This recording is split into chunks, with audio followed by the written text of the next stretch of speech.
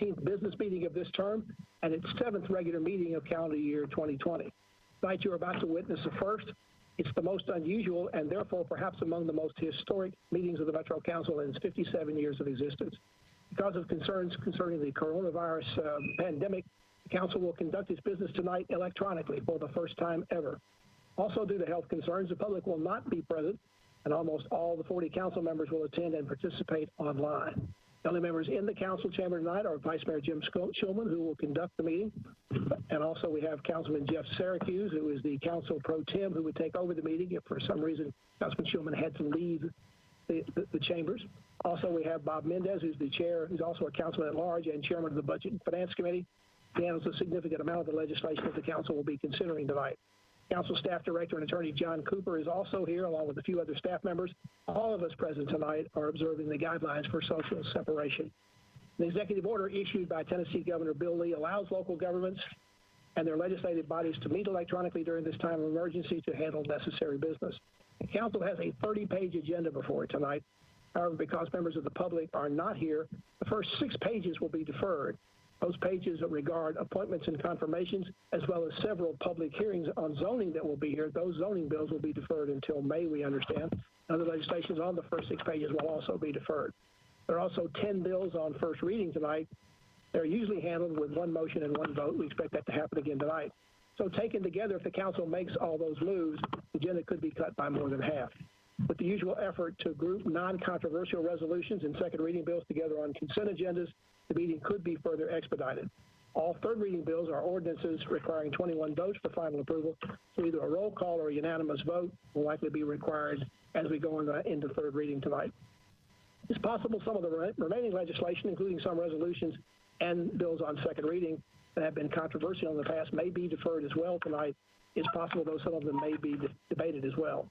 There might be, some of those that might be involved in that tonight include some memorializing resolutions on the agenda that touch on potentially controversial topics, such as legislation before the state legislature, which is now in recess until June. On second reading bills, BL 2019-109 would set up new rules and regulations as well as the size of the fleet for electric scooters. This has been back up for consideration several times. The whole topic of scooters has been a hot one over the last year or so the bill may be deferred yet again. There were a couple of amendments added to it in committee this afternoon. I'm not sure whether it's going to move tonight or if it will be deferred. Bill 2020-184 is also on the agenda after a previous deferral. It makes approved bids for city projects effective after 30 days, even without mayoral or other approvals. The bill grows out of the MLS stadium fight, which has been resolved, but the council sponsor, Kobe Sledge, has been pursuing the legislation.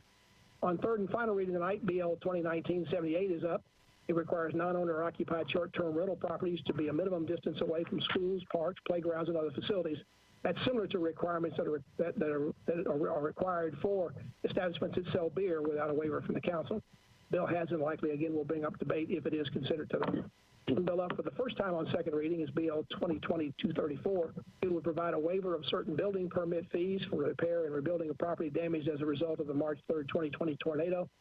You would think that might be on a consent calendar to expedite that along tonight, but it's going to be deferred tonight. I think there's also a concern about the impact this might have on the Metro budget because the fiscal note on this is somewhere between $240,000 to $690,000 the city could lose in those fees depending on exactly what's going to be rebuilt.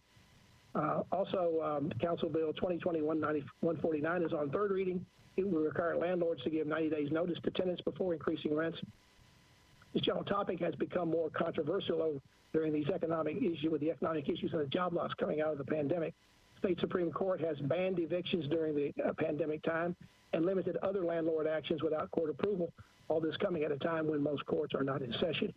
If you want to follow tonight's meeting as it progresses, you can find the council agenda online as well as the council staff analysis with explanations of the legislation. Just go to the Metro Council portion of the Nashville.gov website and then go to the Legislative Information Center. We'll also be placing the bill numbers on the screen. As we go tonight, you'll see those at the bottom of the screen when they come up for consideration.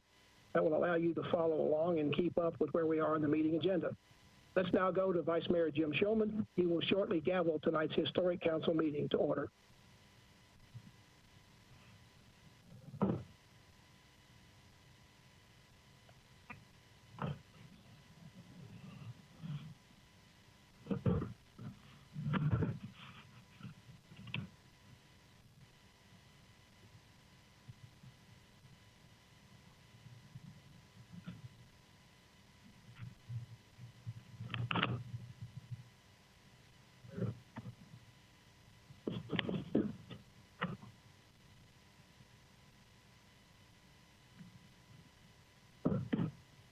waiting for the other folks to get here.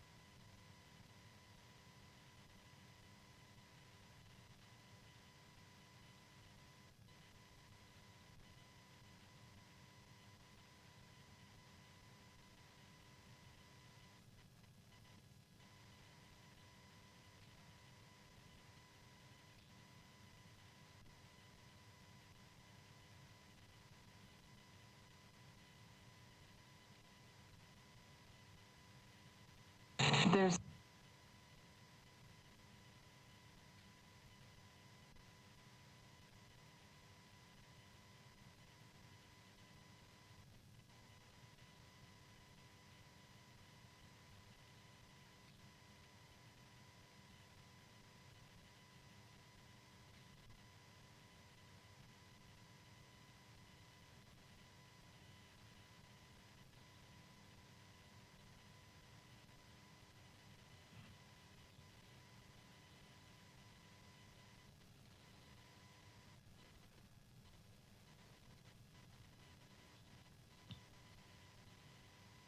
I don't think. What was that?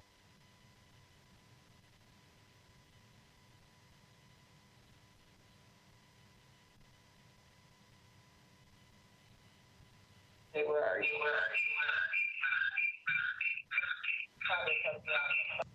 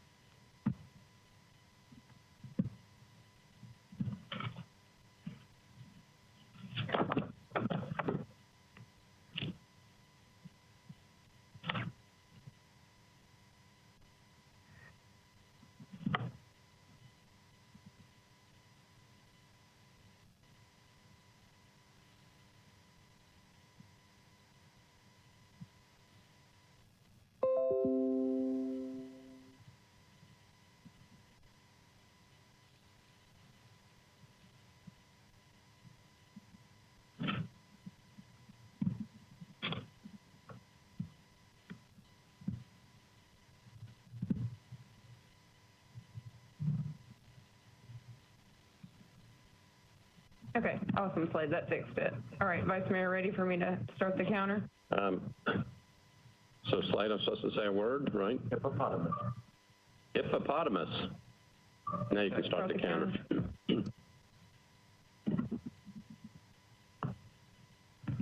Not hearing either. Let's see here. I don't put my headphones. I don't think this computer has good speaker. Mine sounds. Okay, I'm ready to go. Okay. Yep. So will the meeting please come to order? We welcome you to the Metro Council. Today is Tuesday, April the 7th, 2020. This is a historic meeting because we believe it is the first Metro Council meeting ever to be held by teleconferencing. So will all members of the council, as well as the public that's watching, please rise for the invocation and remain standing for the Pledge of Allegiance. The invocation this evening will be offered by our own council member, Emily Benedict. Thank you, Vice Mayor. Our city has seen brighter days. The new normal is anything but normal. We are meant to be together, and we are meant to have the freedom to move wherever, whenever. We are meant to live a life that is anything but the one we're living right now. We have a new vocabulary: safer at home, shelter in place, quarantine, social distancing, flatten the curve, essential business, and sequester. We have new routines, and many of us tonight have new wardrobes. Our home lives have been turned on their heads, and the news brings more fear every day. I've seen many Nashvillians rise to the occasion and have found new and inspiring ways to connect with one another. During turbulent and unprecedented times, we need stability. We need predictability. We need compassion and support. It is paramount that our leaders carry us through this time. We have the opportunity, this particular group of 40 having been in office for 6 months, we have the opportunity to lift Nashvillians up in a way that no prior member of the Metropolitan Council in our 58-year history has ever been able to do before. We are the first responders in how our city will be taken care of, not just now, but for many years and decades ahead. We have the privilege of creating fair pay for Metro employees, including teachers. We can expand our government services to ensure our tax revenue is equitably distributed. Those among us with the most resources will be afforded the opportunity to altruistically help those among us with the fewest resources. Nashville is a strong and resilient city, and she cannot be broken by 2 disasters struck in March of 2020. With moral strength, this body can provide more good to every Nashvillian than anyone who has come before us. May each of us find the inspiration to do our best, our absolute best, as we navigate this crisis. Only through that inspiration will we find the strength to conquer the challenges we face. I've spent enough time with this group of astute individuals to know that we are up to this task. Just as I'll be with you, so will each of us be with every member of our community. If not in person, then in spirit. Just as you lift us up, so will we lift you up. We are all one Nashville, and we are all Nashville strong. Thank you. Thank you. Well said. Join me in the pledge. I pledge allegiance to the flag of the United States of America, to the republic for which it stands, one nation, under God, indivisible, with liberty. All right, everyone in here may be seated, and folks at home may be seated as well. So for the viewing audience, let me briefly explain what is happening. It sounds weird to us because the audio is not on. Just checking our technical stuff. We seem to be okay. What about this one? Okay. So for the viewing audience, let me briefly explain what is happening. There are very few of us in the chamber. Council members are participating by computer access. Because we have never done this before, you're going to have to please forgive us up front for any technical glitches or for how slowly we may go through this agenda.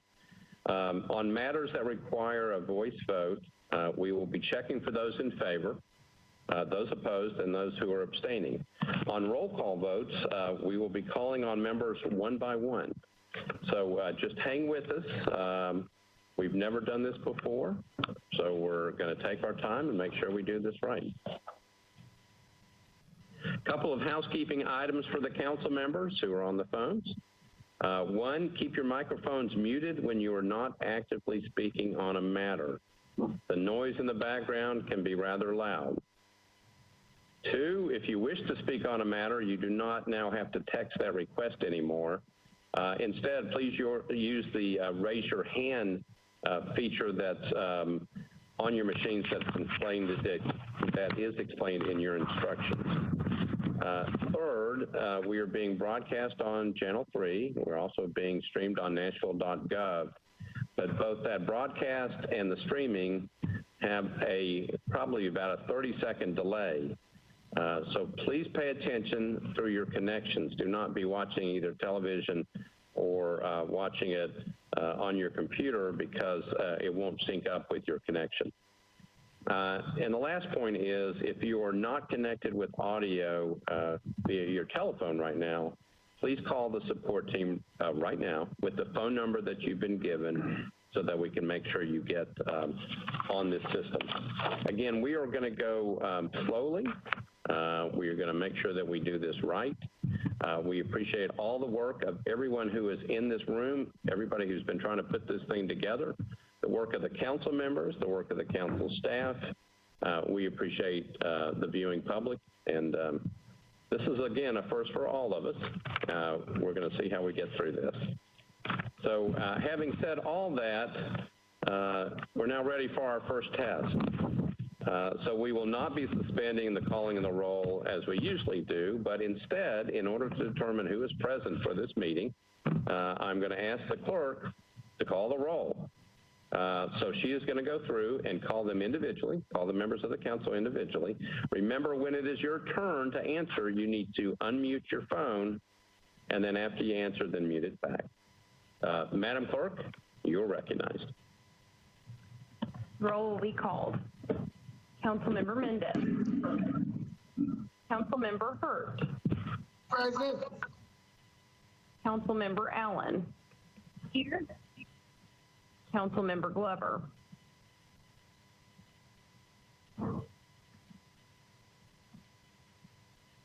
Councilmember Glover. Councilmember Suara. Present. Councilmember Hall. Present. For anyone who's not available right now, I'll come back before we conclude the roll. I have Councilmember Hall marked present. Councilmember Toombs. Present. Councilmember Gamble.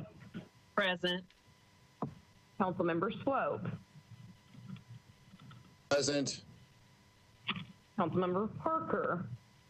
Present. Councilmember Withers. Present. Councilmember Benedict. Present. Councilmember Van Rees.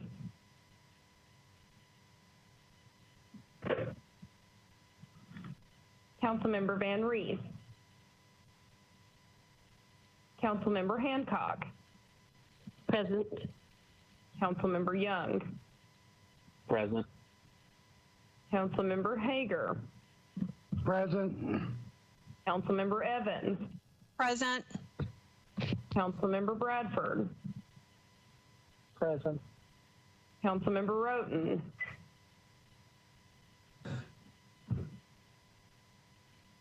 Councilmember Roten.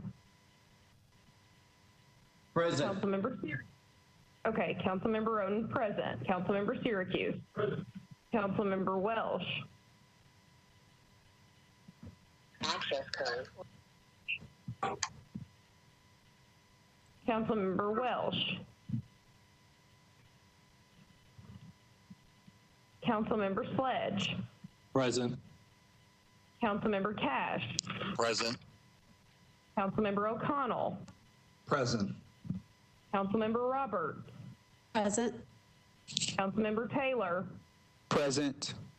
Councilmember Hauser. Present. Councilmember Druffel. Present. Councilmember Murphy.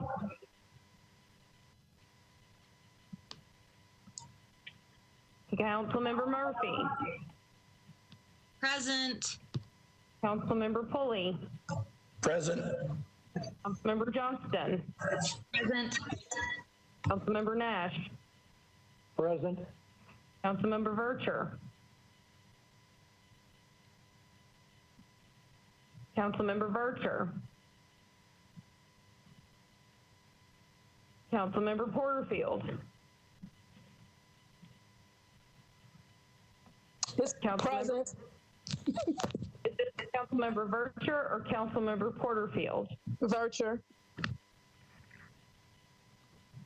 Councilmember Porterfield.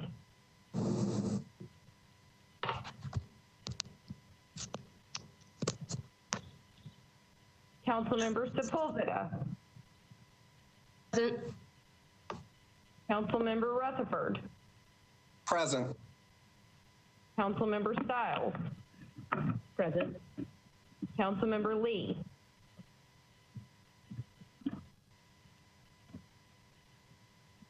Councilmember Lee. Councilmember Henderson. Present. Councilmember Rosenberg.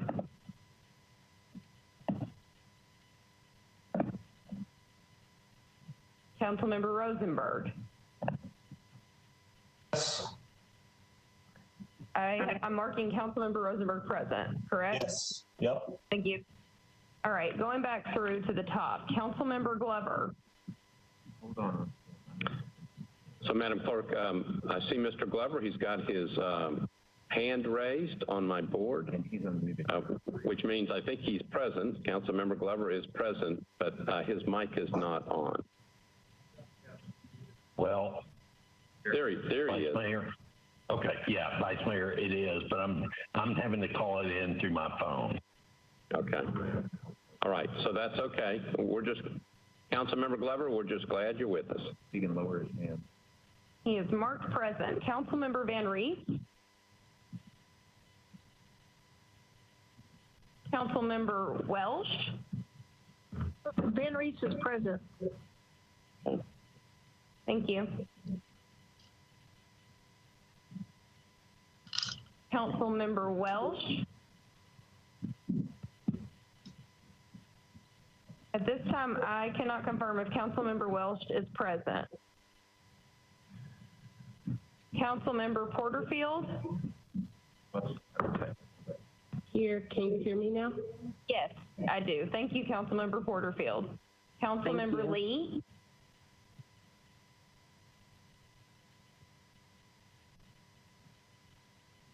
What would you like to do, Vice Mayor, about these two? So Councilmember Welsh is listed on our computer. She's having technical issues. She's having technical issues, and Councilmember Lee is also recognized.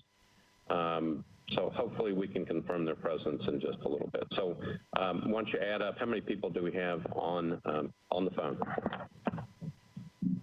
I've confirmed 38 people. 38, yeah. Plus you. Okay, so we do have a quorum and we can conduct business. I believe that Councilmember Lee and is it Councilmember Welsh? Welch? I think they're both on the phone, but we may be having difficulty, so we'll see if we can get those things fixed. Thank you. Okay, thank you, Madam Clerk. So is there a motion for adoption of the minutes of the meeting from March 17th, 2020? Second. Do I have a motion? Second. All right, so I got a motion and properly seconded. Without objection, the minutes of the meeting will stand approved as written. Madam Clerk, as we usually do, are there any messages from the mayor? No, Vice Mayor, there are no messages from the mayor. All right, thank you. Councilmember Druffel, you've asked to be recognized. For what purpose? Thank you, Vice Mayor. I have the honor to recognize a great American on his 99th birthday. Jerry Neal was a bomber pilot during World War II on D-Day, crashed on the way back, continued to do 125 missions. And I asked him, so what's your toughest time that you've ever seen, Jerry? Because we're going through some tough times. He said the 30s were pretty tough. He said we had 10 years of the Great Depression. Dust got over the Spanish flu. Diphtheria and polio and scarlet fever were outbreaks. And if that wasn't enough, they had the Dust Bowl where he lived in Kansas, where he couldn't see the sky for days and weeks at a time.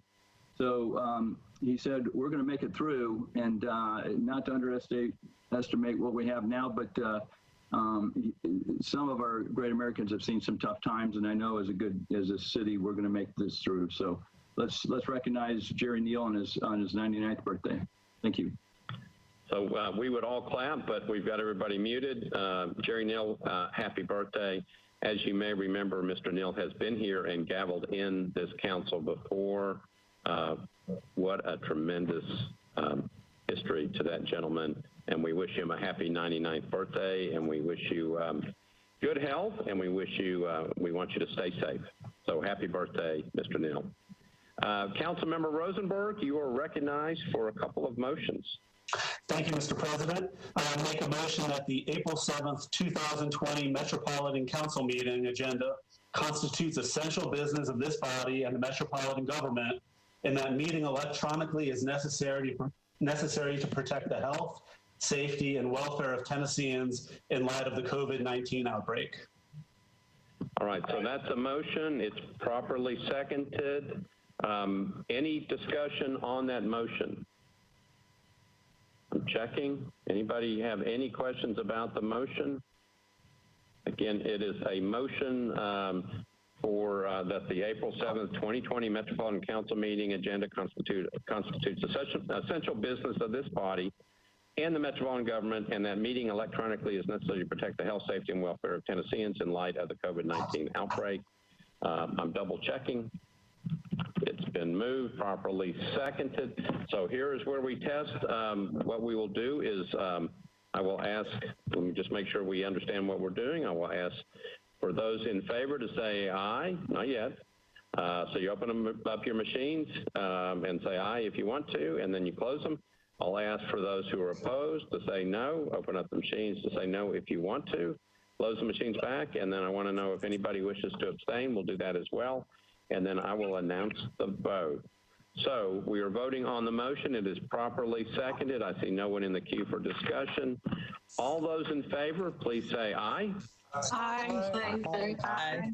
Aye. All right, that sounded beautiful. All right, close your unmute your buttons, or mute your buttons, sorry. All those who are in opposition to the motion say no. Anybody wish to abstain? All right, so the vote, as I understand it, based upon what I heard, is it would be 38 yes. We still haven't confirmed that we have 2 that are missing, Madam Clerk, correct? That's correct. So it would be 38 yes, 0 no, and 0 abstentions. So the motion passes. Councilmember Rosenberg, you are recognized for a second motion. Thank you, Mr. President. I move to amend the Emergency Council Rules of Procedure adopted on March 17th, 2020 as follows. By amending Rule 6 to suspend the committee quorum requirement, by amending Rule 7 by deleting the following provision: no vote will be taken on any resolution or any ordinance on third and final reading until the committee has made a recommendation regarding the legislation. By amending Rule 12 by deleting the last paragraph pertaining to the presentation of memorializing and congratulatory resolutions. By amending Rule 13 by deleting the following sentence: any sponsor of such late legislation must appear before the Rules Committee immediately prior to the regular meeting to disclose 1, why there's an emergency, 2, whether the legislation could have been timely filed, and 3, whether the matter can wait until the next council meeting. By amending Rule 19 by modifying the second sentence as follows: any ordinance applying a residential, commercial, or industrial planned unit development district or a specific plan SP district must have a recommendation from the Planning Commission before it can be passed by the council on second reading. By suspending Rule 27 pertaining to the announcement period. by amending Rule 29 by deleting the phrase, provided that no zoning public hearing shall be heard at the first meeting in June, by amending Rule 31 by adding the following as a new paragraph at the end thereof. For purposes of these rules, present shall mean physically present in the chamber, or for meetings held electronically, present in the manner directed by the Vice Mayor, by amending Rule 41 by modifying the last sentence as follows. Distribution shall be made by electronic mail to all members and posting on the council website. And lastly, by amending Rule 45 by modifying the second sentence as follows. The use of two-way voice or two-way video communications during council meetings shall be limited to those essential to conduct the meetings. Okay, members of the council, you have heard a motion to amend certain rules. These would be emergency rules. That is a proper motion. I've got a proper second. Any discussion on the motion?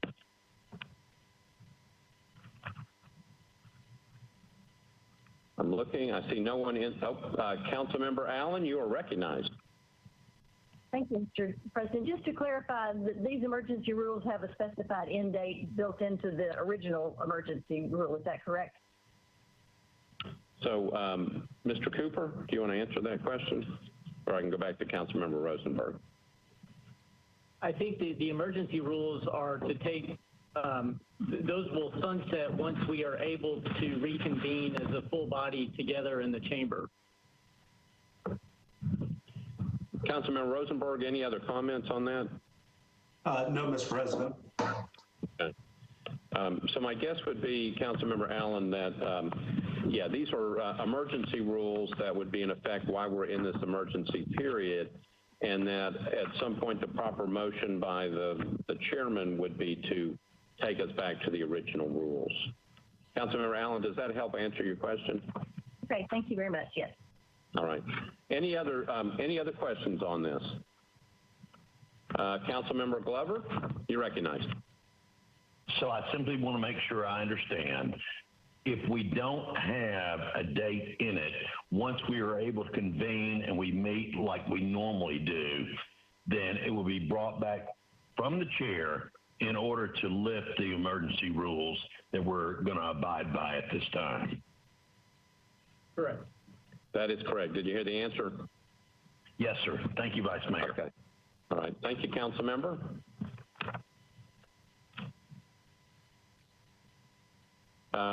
Anybody else? All right. Seeing nobody else in the queue, we have a motion to approve. It's been properly seconded. These are the emergency rules. So again, remember to mute and unmute. Unmute and then mute, sorry. All those in favor say aye. Aye. Aye. Aye. Aye. Aye. Aye. You know, if we record this, that could be a song. All right, so go back to muting. Anybody opposed, say no. Anybody wish to abstain? All right, so the vote would be 38 yes, 0 no, and no abstentions. All right, thank you all. Thank you, Councilmember Rosenberg. So 4 quick points before we get into the agenda. So on behalf of the Metropolitan Council, we want to thank all of our first responders, healthcare workers, public employees, emergency personnel, police, firefighters, grocery store workers, pharmacy employees, essential service providers, volunteers, and everyone else who is working to help get us all through this crisis. We are so appreciative, and we want you to hang in there and be safe, and we want you to know how much we appreciate what you're doing for all of us. Thank you. The second point, while people are being safer at home, and you have some time to think, we want you to be helpful and think of innovative ideas to help guide our great city. What ideas would you want us to consider as we go through this period and then we come out on the other side? What do you want to see changed or implemented? What have you always wanted to see done in Nashville?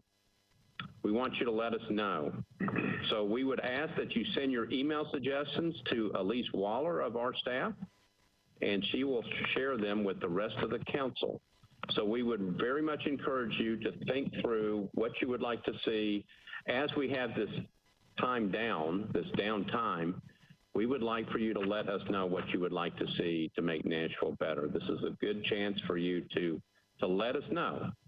Please send your suggestions to Elise Waller. That's Elise, E-L-E-A-S-E, Waller, D-W-A-L-L-E-R, at nashville.gov. Again, Elise Waller, E-L-E-A-S-E, Waller, W-A-L-L-E-R, at nashville.gov. We want you to let us know what you think. Again, sometimes people think, we're all busy most of the time. Sometimes we say it would be nice if we could just slow down for a minute. Well, we're in a slowdown period because of what's going on. So let us know what you think. This is a good time to be thinking through this.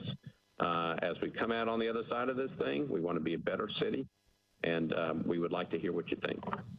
The third thing is, and I know that council members have said this, the mayor has said this, we want you all to take the warnings and the guidelines very seriously as we go through this very, very difficult period.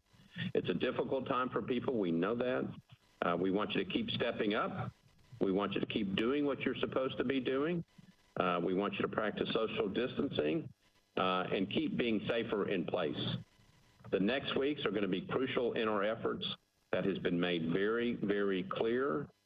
We are all in this thing together. Everyone has a responsibility, and everyone must play their part. And the last message is to our council members. Dr. Alex Jahangir has been extremely generous with his time in addressing members of the council. We get the chance to listen to the good doctor on calls that he makes with us on Thursday. We have another call with Dr. Jahangir on this coming Thursday. We've already received questions from council members.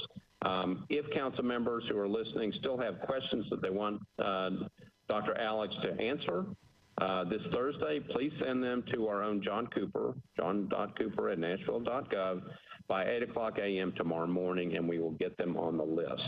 All right, so we are very appreciative of Dr. Jahangir for spending his time. That's a tremendous amount of time that he puts in with us, but they're important questions by council members, and we certainly appreciate his time answering that. Having said that, we are now ready to go on to the agenda. We're on to elections and confirmations. I will say that because of the health and safety concerns that are obviously with us, without objection, all elections and confirmations will be deferred one meeting. We are now on resolutions on public hearing. Again, because of the health and safety concerns, without objection, all resolutions on public hearing, I think we only had one, they will be deferred to the first meeting in May. And then all bills on public hearing, again, because of the health and safety concerns that are surrounding us at this time, without objection, all bills on public hearing will be deferred to the first meeting in May. So that takes care of the first part of our agenda. We are now ready to move on to resolutions on the consent agenda.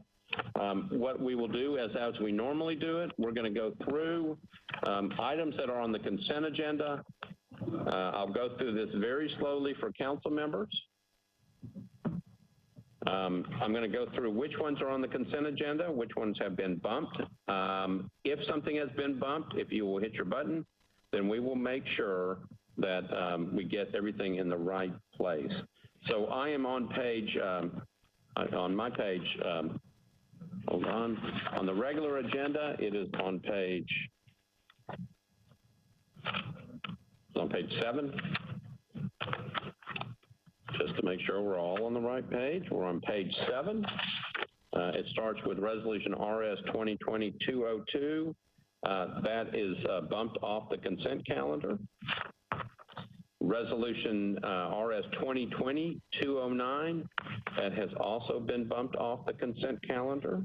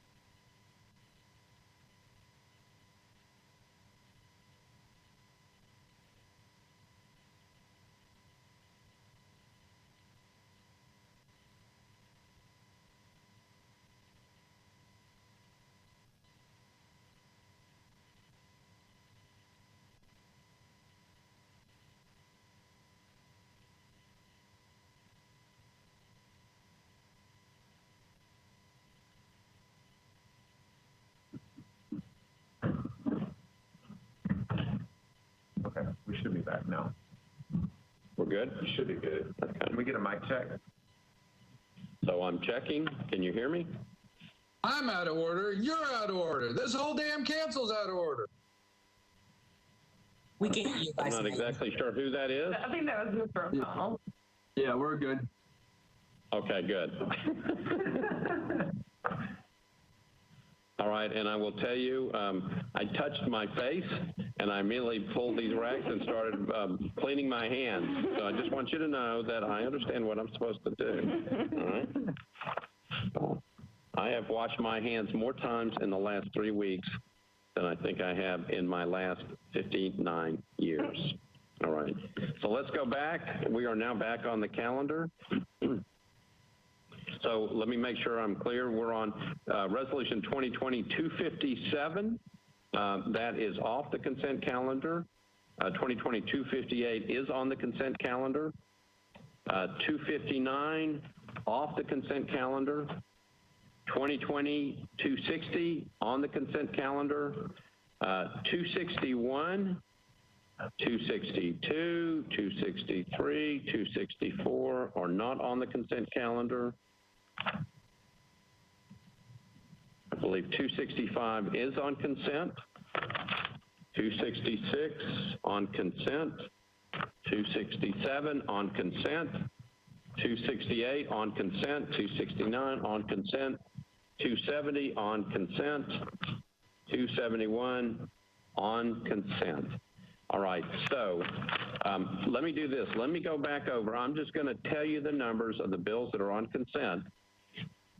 We'll leave the other ones off for now, and then I'm going to make sure that we don't need to bump anything else.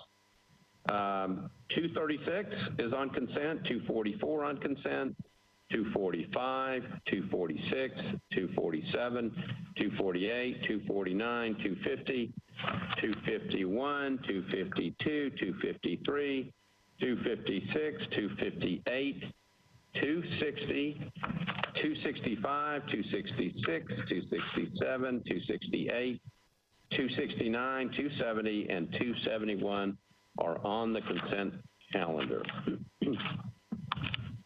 All right, so members of the council, is there anything that needs to be bumped? If so, either hit your raise your hand button. Councilmember Glover, your raise your hand button is still on there. Do you want to be recognized? Yes, sir. I'm sorry. Okay. I think my audio dropped out much earlier than others may have. And so therefore, I'm going to ask if you would just go slowly through the consent one more time, please. I was trying to keep up with it, but I lost a lot of numbers when you were going through that. Okay, I'll go through it. I'll go slow. All right. Thank you, Vice everybody Mayor. ready? We're going through the items that are on the consent calendar. So if I don't mention it, it's not on consent. Resolution RS 2020-236, 244, 245, 246, 247, 248, 249, 250, 251, 252, 253, 256, 258, 260, 265, 266, 267, 268, 269, 270, 271. I'm sorry, Mr. Vice Mayor. Thank you, Vice Mayor.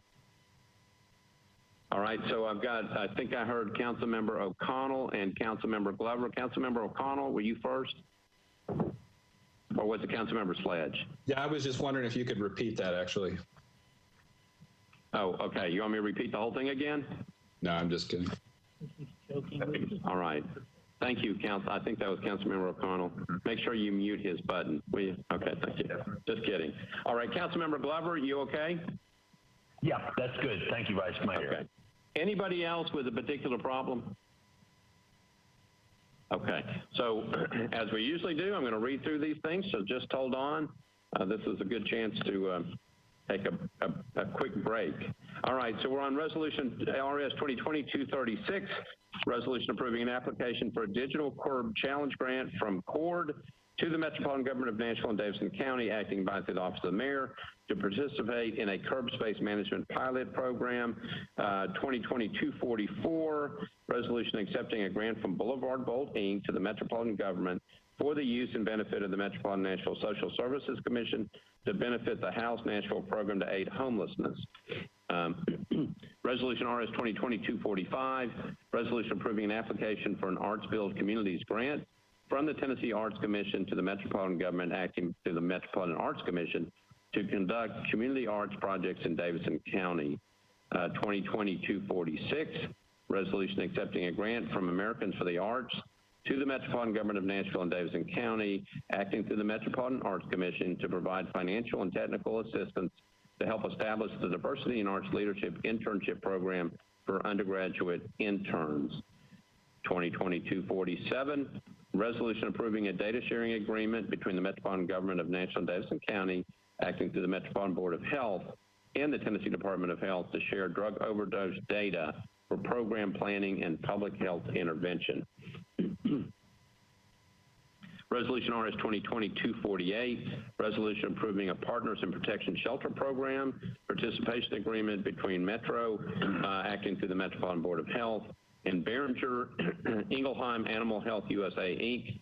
to purchase discounted animal vaccines and medicines for shelter animals. Excuse me. Resolution accepting a grant from the Friends of Metro Animal Care Control.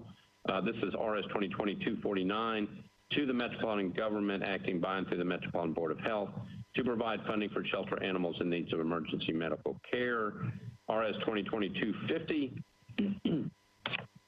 Resolution authorizing MedHad GAD doing business as M&S Market to construct and install an aerial encroachment, a double face sign at 203 2nd Avenue North. Resolution RS 2020-251. Resolution recognizing the retirement of Kay Bowers and her years of service as Executive Director of New Level Community Development Corporation. Resolution RS 2020-252. Resolution honoring IC Rip Ryman for his many years of service and contributions to the Metropolitan Government of Nashville and Davidson County, Tennessee. Resolution RS 2020-253.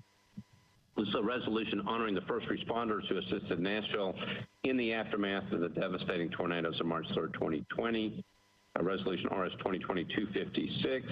A resolution to honor Chick History, a women's history nonprofit founded by Rebecca Price in 2015 and dedicated to the goal of preserving the history of Tennessee's women by rebuilding the story of our state, one story at a time. Resolution RS 2020-258, resolution honoring the 2020 Muslim Interscholastic Tournament in Nashville.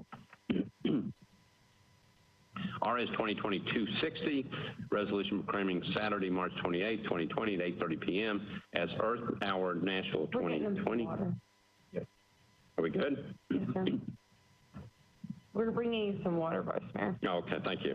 I've got some water. Oh. Resolution RS 2020-265, resolution to approve the First Amendment to the lease agreement between the Metropolitan Government of Nashville and Davidson County and Due West Towers, LLC, for office space located at 610 West Due West Avenue, Madison, Tennessee. Sorry. Resolution RS 2020-266, resolution authorizing the Metropolitan Department of Public Works to increase the fee for backyard garbage collection. RS 2020-267. This is a resolution to amend ordinance number BL 2019-1737 to authorize the Metropolitan Government of Nashville and Davidson County to abandon existing public sanitary and combination mains, combination sewer manholes, inlets, and easements, and to accept new sanitary sewer and combination sewer mains, sanitary sewer manholes, combination sewer manholes, and inlets, and easements for 6 property located on Broadway, Lyle Avenue, and 20th Avenue South. Resolution RS 2020-268, a resolution approving Amendment 3 to a grant contract from the State of Tennessee Department of Health to the Metropolitan Government, acting through the Board of Health, to improve the health of those residing in or visiting Davidson County through targeted strategies to prevent and control the use of tobacco products. RS 2020-269, resolution approving a clinical affiliation agreement between the State of Tennessee by and through Monlow State Community College and Metro by and through the Nashville Fire Department for the participation in clinical training of students enrolled in the emergency medical technician programs of the institution.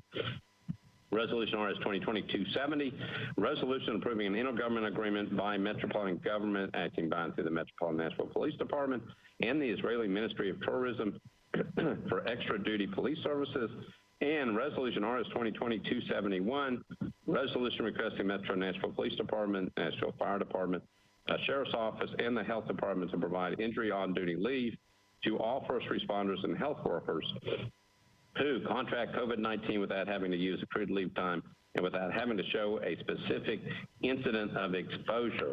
All right, now I'm going to take a drink of water, and I'm going to start calling on budget chairs and Planning and Zoning and Public Works. Councilmember Mendes, you're recognized on the consent agenda items for budget and finance. Thank you, Mr. Vice Mayor. Some of the items on the consent agenda were previously approved by Budget and Finance at a prior meeting.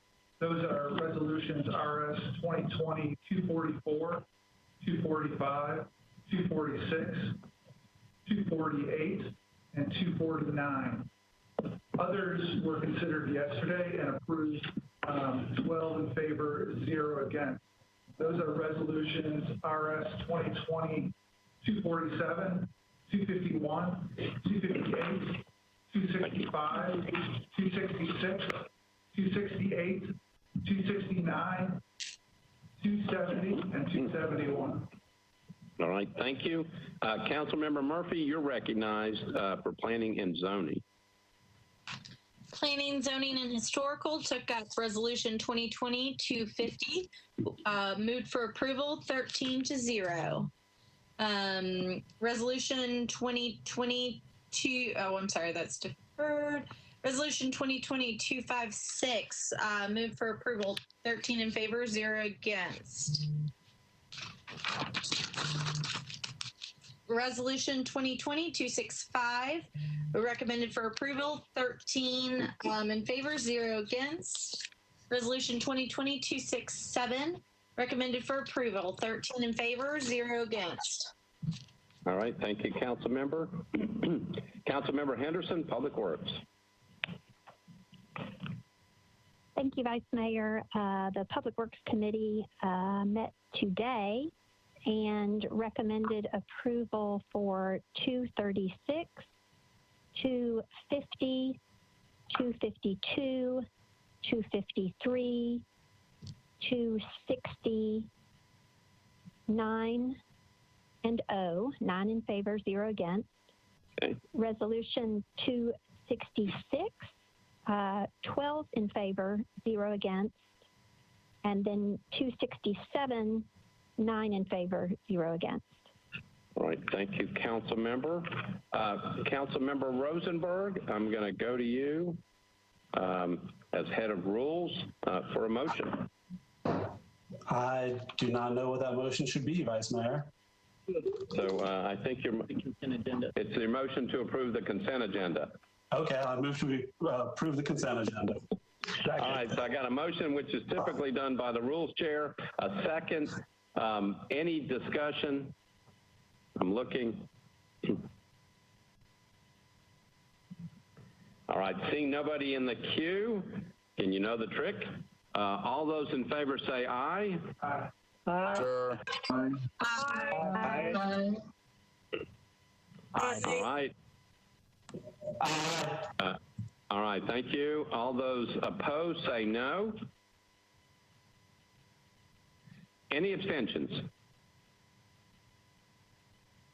So, Madam Clerk, do we have 40 members now on the call? Have we I would like to check, Mr. Vice Mayor, for Council Members Welch and Lee. Okay, before I announce the vote, so I'm looking for Councilmember Welch. Is she, Councilmember Welch, are you on the phone?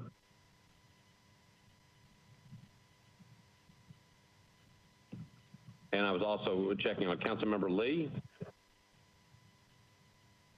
Welch, I just muted her. Just say something, Welch or Lee. Are you on the phone? I am saying something. Yes, I am on the phone. I am saying something. Yes. Okay, so that was Councilmember Welch. Councilmember Welch is on the phone. Councilmember Lee?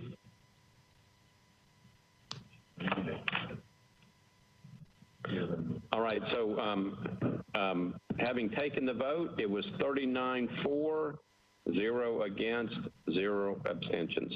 All right, so that completes the consent calendar. We now go back to bills that were bumped off the consent agenda. I'm on Resolution RS 2020-202, resolution approving an intergovernmental agreement by and between the State of Tennessee Department of Transportation and the Metropolitan Government of Nashville and Davidson County, acting through the Department of Public Works, for signal maintenance for I-440 traffic operational deployment of Blue-Toed Spectre Power. Councilmember Mendes, this is your bill. I'll go to you for the discussion. So the committee report for Budget and Finance is that the committee voted to defer. That recommendation was 12 in favor, 0 against, and that was a deferral for 1 meeting. And I need the other 2 committee reports. All right, Planning and Zoning, Councilmember Murphy, you're recognized. So this was approved 13 in favor, 0 against. And I think just as a point of information for all of us is when we have committees deferring things on Mondays, it'd be nice to know that on the Tuesday calendars. All right, so your report is that they actually approved this one in planning 12-0? Yes, we approved it 13 in favor, 0 against, because we were not alerted to any issues with it. All right, Councilmember Henderson, you're recognized for Public Works. Thank you, Vice Mayor. We discussed this at length in several meetings and in the Public Works Committee today. The vote was 3 in favor, 5 against, and 2 not voting or abstaining. All right, I'll go back to Councilmember Mendez on the bill. I will move to defer 1 meeting with a re-referral to each of those 3 committees. All right, so the motion is to defer 1 meeting with the re-referral back. It's seconded by Councilmember Syracuse. All right, back to you, Councilmember Mendez, for any discussion. There remains some questions that at the time of the Budget and Finance Committee meeting had not been answered. Mr. Cooper's provided more information since then. Hopefully everybody has answers by the time we get to the next meeting and we can vote on the substance. All right, so members of the council, so the motion is to defer 1 meeting. It's been properly seconded. I do have people in the queue. It looks like Councilmember Vercher. All I see is a Councilwoman T, but I don't know which one that is. I believe it's Councilmember Vercher. You're recognized. Thank you, Vice Mayor. I just want to get some clarity on the deferral. Is that a re-referral back to all committees or just Budget and Finance? The re-referral back to all 3 committees. Thank you, Vice Mayor. All right, Councilmember Porterfield, you're recognized. Thank you, Vice Mayor. I couldn't hear Councilman Mendez, so I wasn't sure what he was saying. So his motion is to defer this 1 meeting. Thank you. I think there's additional information that I think is going to be obtained. So the request was to defer this 1 meeting. Does that answer your question? Yes, sir. Thank you. All right. Councilmember O'Connell, you're recognized. Thank you, Mr. President. On this one, I guess this is really more of a point of information, maybe point of order. So, you know, as we arrive at this point, it's got 1 committee approval, 1 committee recommending deferral, 1 committee recommending disapproval.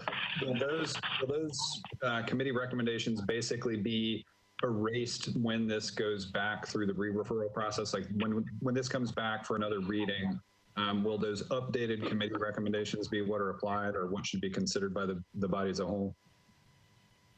I'll refer to Mr. Cooper, but obviously if they're all coming back and there's amendments or anything that are fixed, then they can re-look at it from a committee perspective. Correct. If it's re-referred, there would be another vote.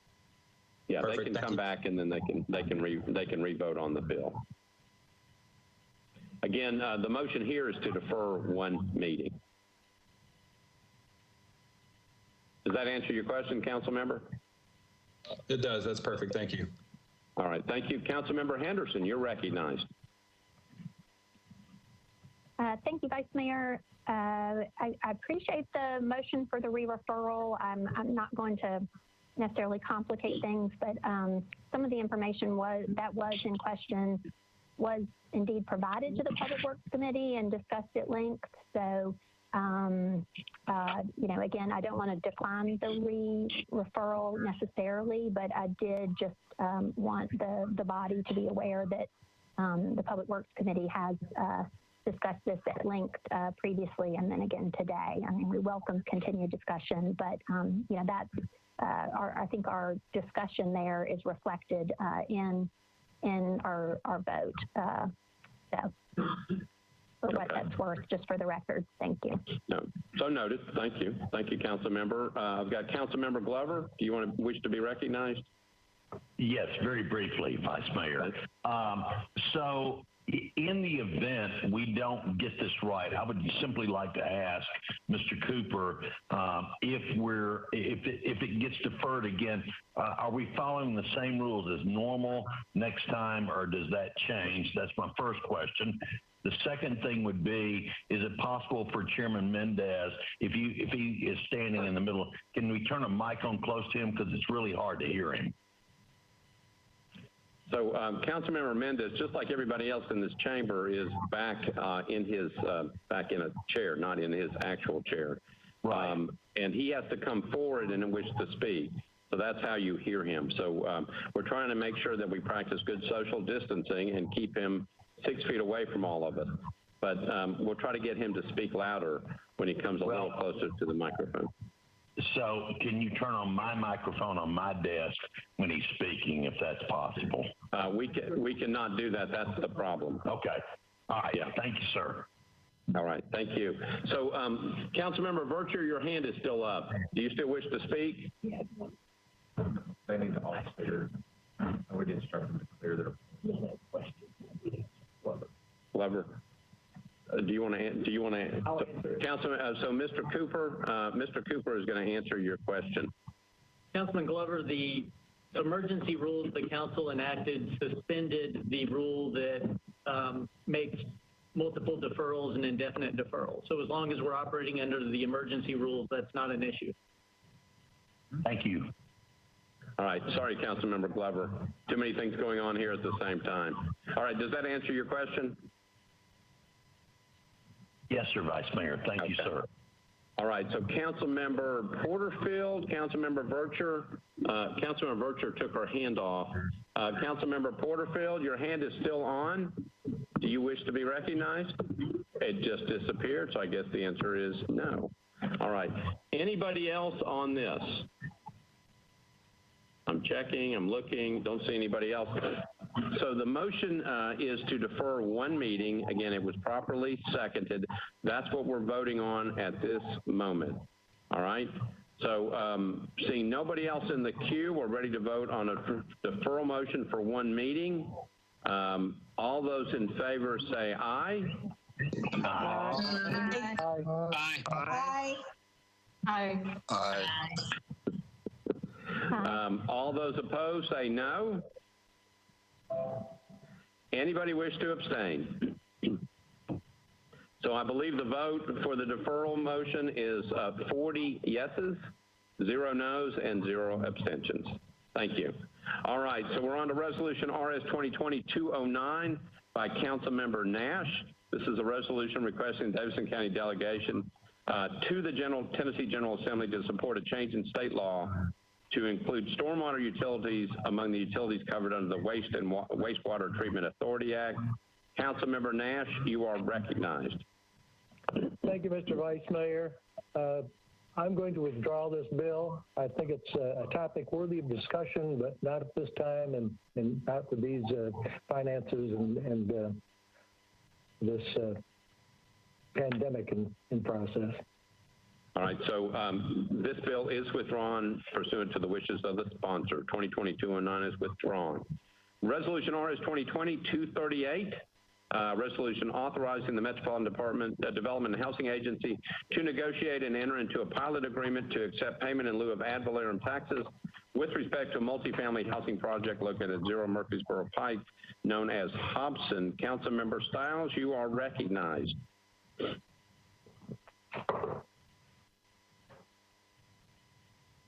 Councilmember Stiles? Yes, Vice Mayor, can you hear me now? I've got you. Excellent. You're on 2020-238. Yes. Sorry, I was talking and I didn't realize my phone was still muted. So this is a project in my community that we definitely need. It would be workforce development housing. And sorry, phone's doing something weird. Workforce development housing for around 340 individuals. And given the pandemic that we have and the economic crisis that we have going on, which is going to last for quite some time, this would be really beneficial for my area. So I would like to move for approval, please. Okay, so there's a motion to approve on 2020-238. Is that the amendment? Properly seconded. So you're approving with an amendment. There's an amendment that got put in. We need to move the housekeeping amendment. Okay, so Move the amendment. all right, so there is an amendment. Councilmember Stiles, there is an amendment. I've got a motion on the amendment, properly seconded. Do you want Mr. Cooper to explain the amendment? Yes, please. All right, Mr. Cooper, you're recognized. It's just housekeeping, correcting the valuation of the project. It had an incorrect number in there. All right, so it's just a housekeeping amendment. Any questions on the amendment? I've got a hand up. Councilmember Bradford, you're recognized. My question is on the bill itself and not the amendment. All right. Councilmember Vercher, is it on the amendment or on the bill? It's on the amendment, Vice Mayor. It is on the amendment. Okay, Councilmember Vercher, you're recognized. Thank you, Vice Mayor. If we can have Attorney Cooper to quantify what that housekeeping, what that number was, it went from what to what? All right, Mr. Cooper. Yes, one moment. I'm pulling it up. Okay.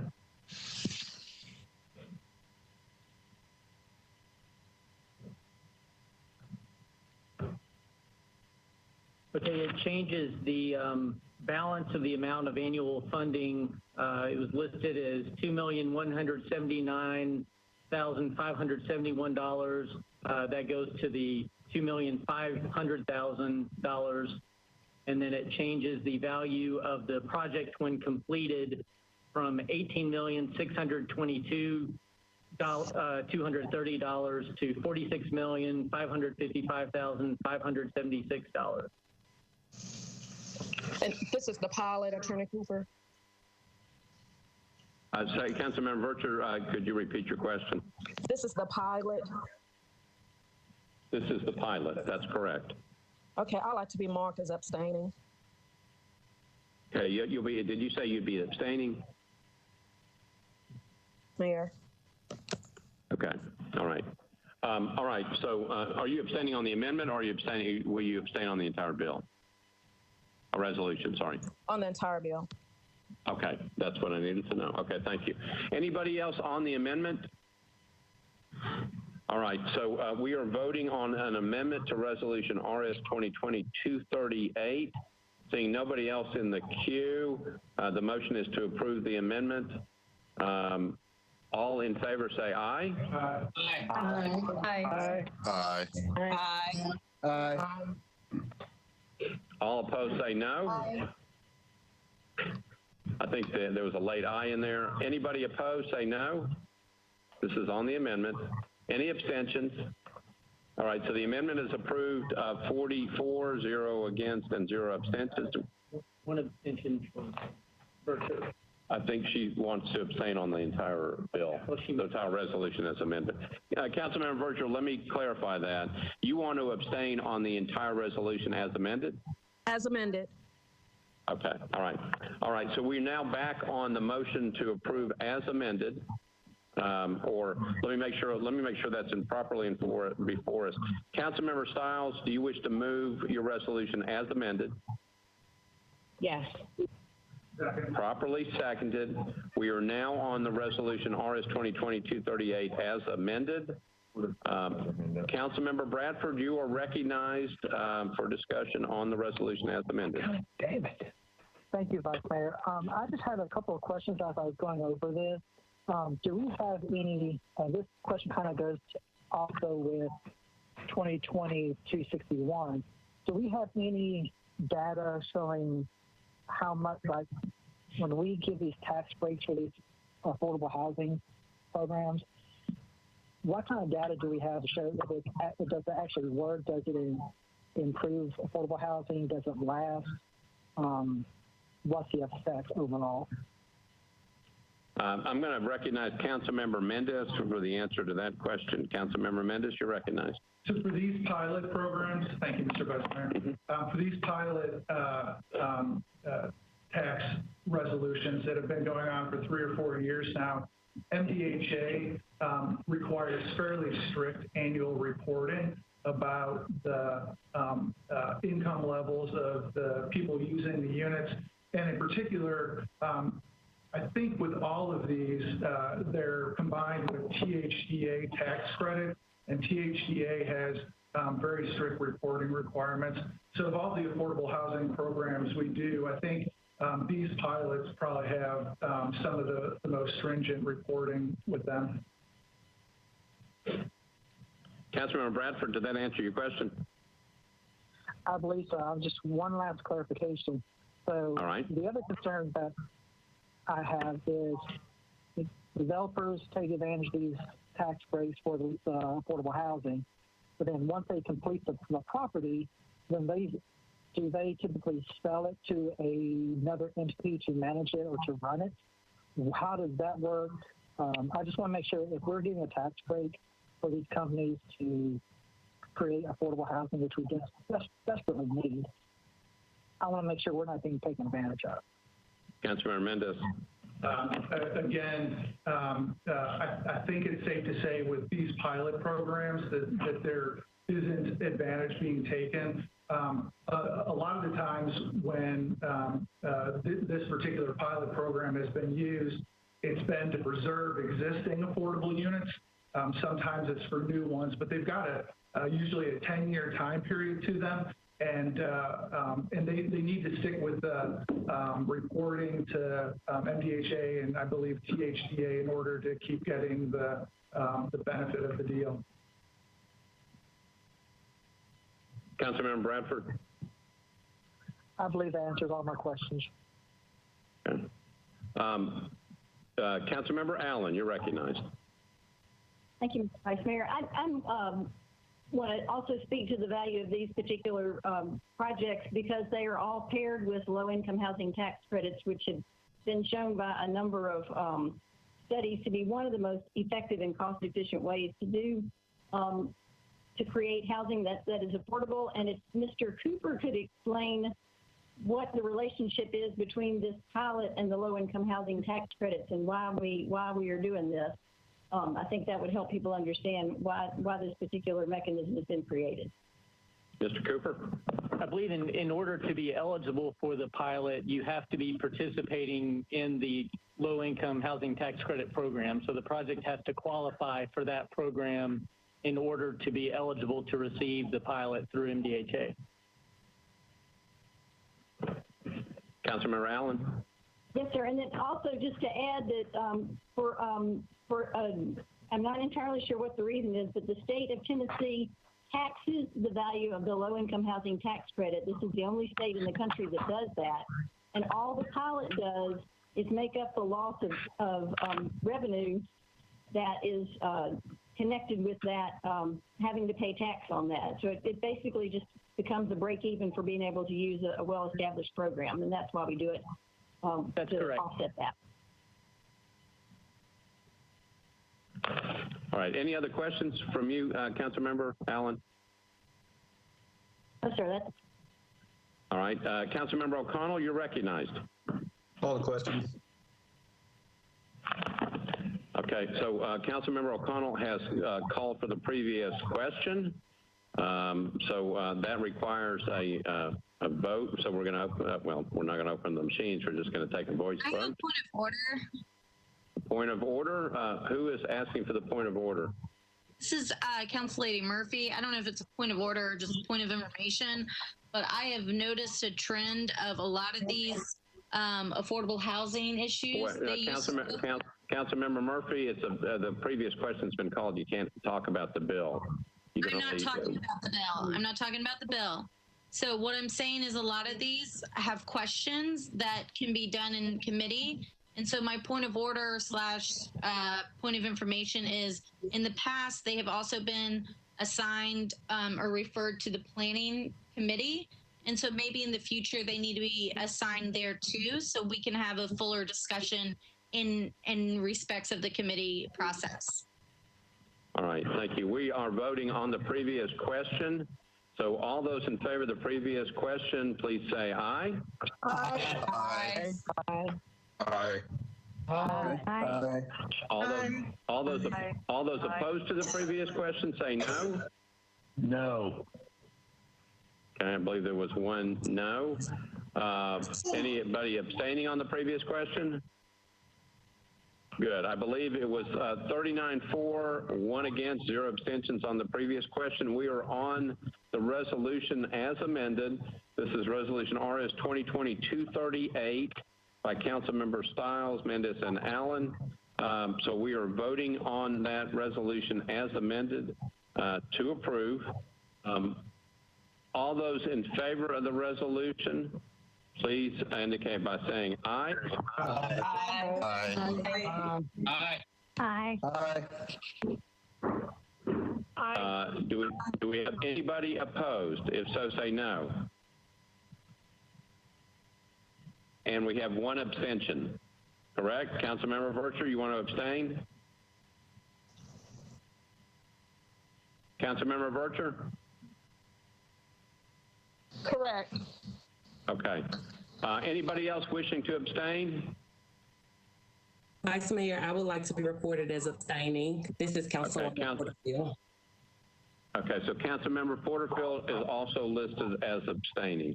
So the vote will be. Well, sir. Say it again. Councilmember Lee? Yes. Councilmember Lee, do you wish to abstain as well? Yes. Okay. So anybody else? I hear a dog barking. Do they wish to abstain? All right. So the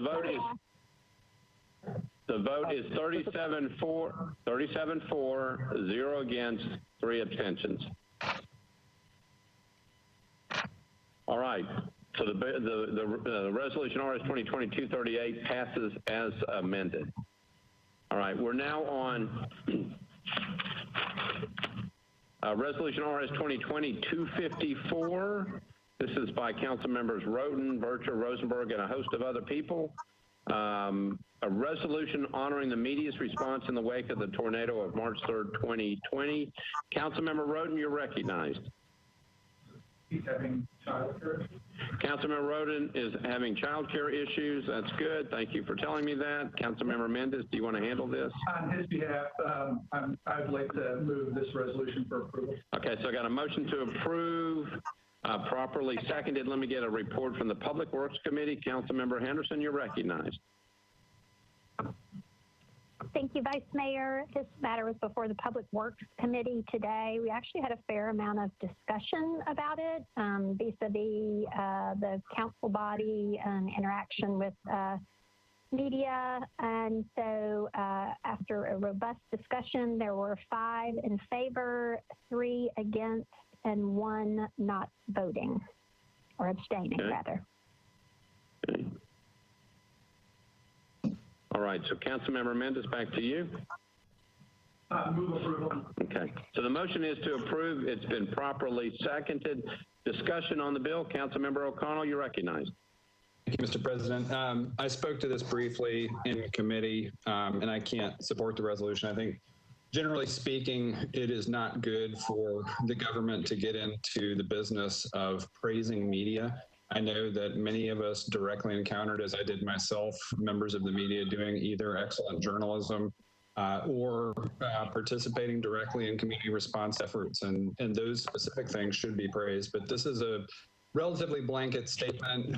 And, we have seen the General Assembly already wade into waters this session of doing things like literally declaring specific media outlets fake news. I just generally think this is getting into the business of scorecarding the media, whether for, attention to a specific issue or other things. I mean, we had over the past term, this term, there have been and will continue to be very difficult things that we're going to address, and I don't think this is the appropriate role of this body. All right, thank you, Councilmember O'Connell. Councilmember Glover, you're recognized. Thank you, Vice Mayor. I hate to abstain on things, but on this one, I tried to listen to the meeting this afternoon and was unable to understand the full debate on it. So therefore, on this particular issue, I will abstain because I don't think I understand the full implications of it. So please mark me as so, please, sir. All right, thank you. Councilmember Hurt, you're recognized.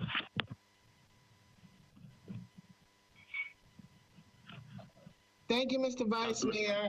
I too have some concerns about this resolution because I don't think that the media was equitable in its disbursement of information and recognized all areas that were suffering from the tragedies and that occurred.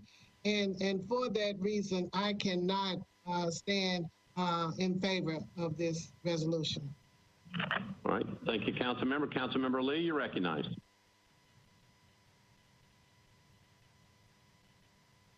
Councilmember Lee? To have anything on? You're on. We can hear you. I didn't push my button. Oh, all right. Well, then we will pretend like you didn't push your button and we'll go on. Councilmember Bradford, you're welcome. Councilmember Bradford, you're recognized.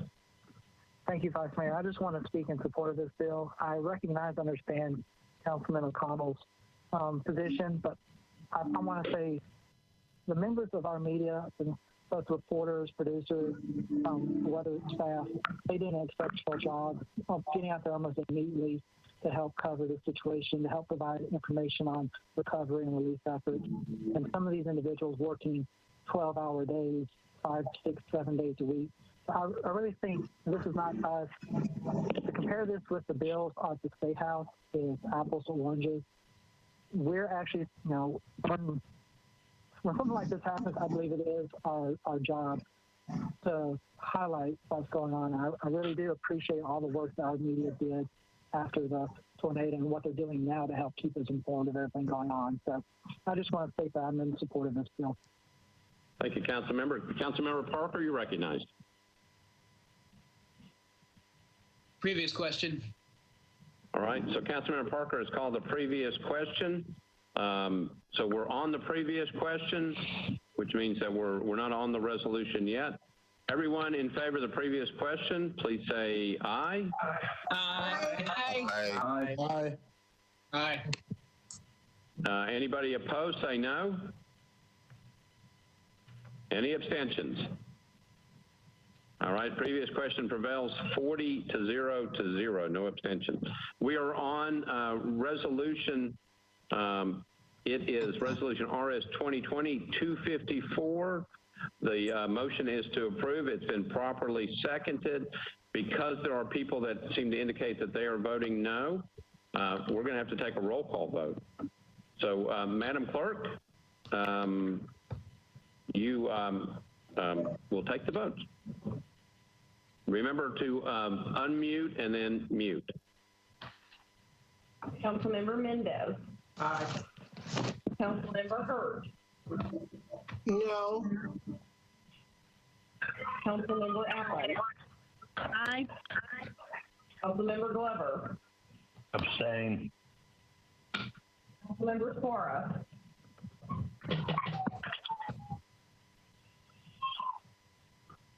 Councilmember Suara. Abstain. Okay. Councilmember Hall. No. Councilmember Toombs. Yes. Councilmember Gamble. Yes. Councilmember Swope. No. Councilmember Parker. Abstain. Councilmember Withers. Aye. Councilmember Benedict. Aye. Councilmember Van Reed. Aye. Councilmember Hancock. No. Councilmember Young. No. Councilmember Hager. Yes. Councilmember Evans. Yes. Councilmember Bradford. Aye. Councilmember Roten. Yes. Councilmember Syracuse. Aye. Votes aye. Councilmember Welsh. Councilmember Welsh? Oh. No. Councilmember Welsh? Okay, voting no. Councilmember Sledge. Abstain. Councilmember Cash. Aye. Councilmember O'Connell. No. Councilmember Roberts. Yes. Babe, come on and bless the food. Councilmember Taylor. No. Councilmember Hauser. Yes. Councilmember Druffel. No. Councilmember Murphy. No. Councilmember Pulley. No. Councilmember Johnston. No. Councilmember Nash. No. Councilmember Burcher. Yes. Councilmember Porterfield. No. Councilmember Sepulveda. No. Councilmember Rutherford. No. Councilmember Stiles. Yes. Councilmember Lee. No. Councilmember Henderson. Abstain. Councilmember Rosenberg. No.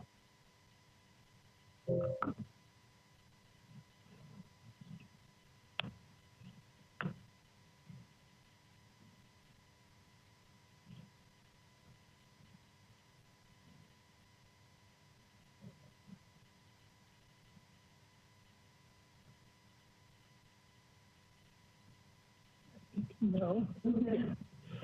No for them.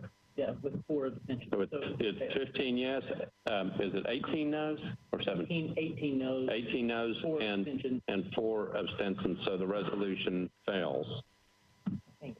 All right. Resolution RS 2020-255 by Councilmember Vercher. Resolution requesting various metropolitan government departments and agencies to provide a comprehensive assessment of the capacity to deliver public services to the Antioch area of Davidson County. Councilmember Vercher, you're recognized. Much, Vice Mayor, committee reports. All right. So planning and zoning, Councilmember Murphy.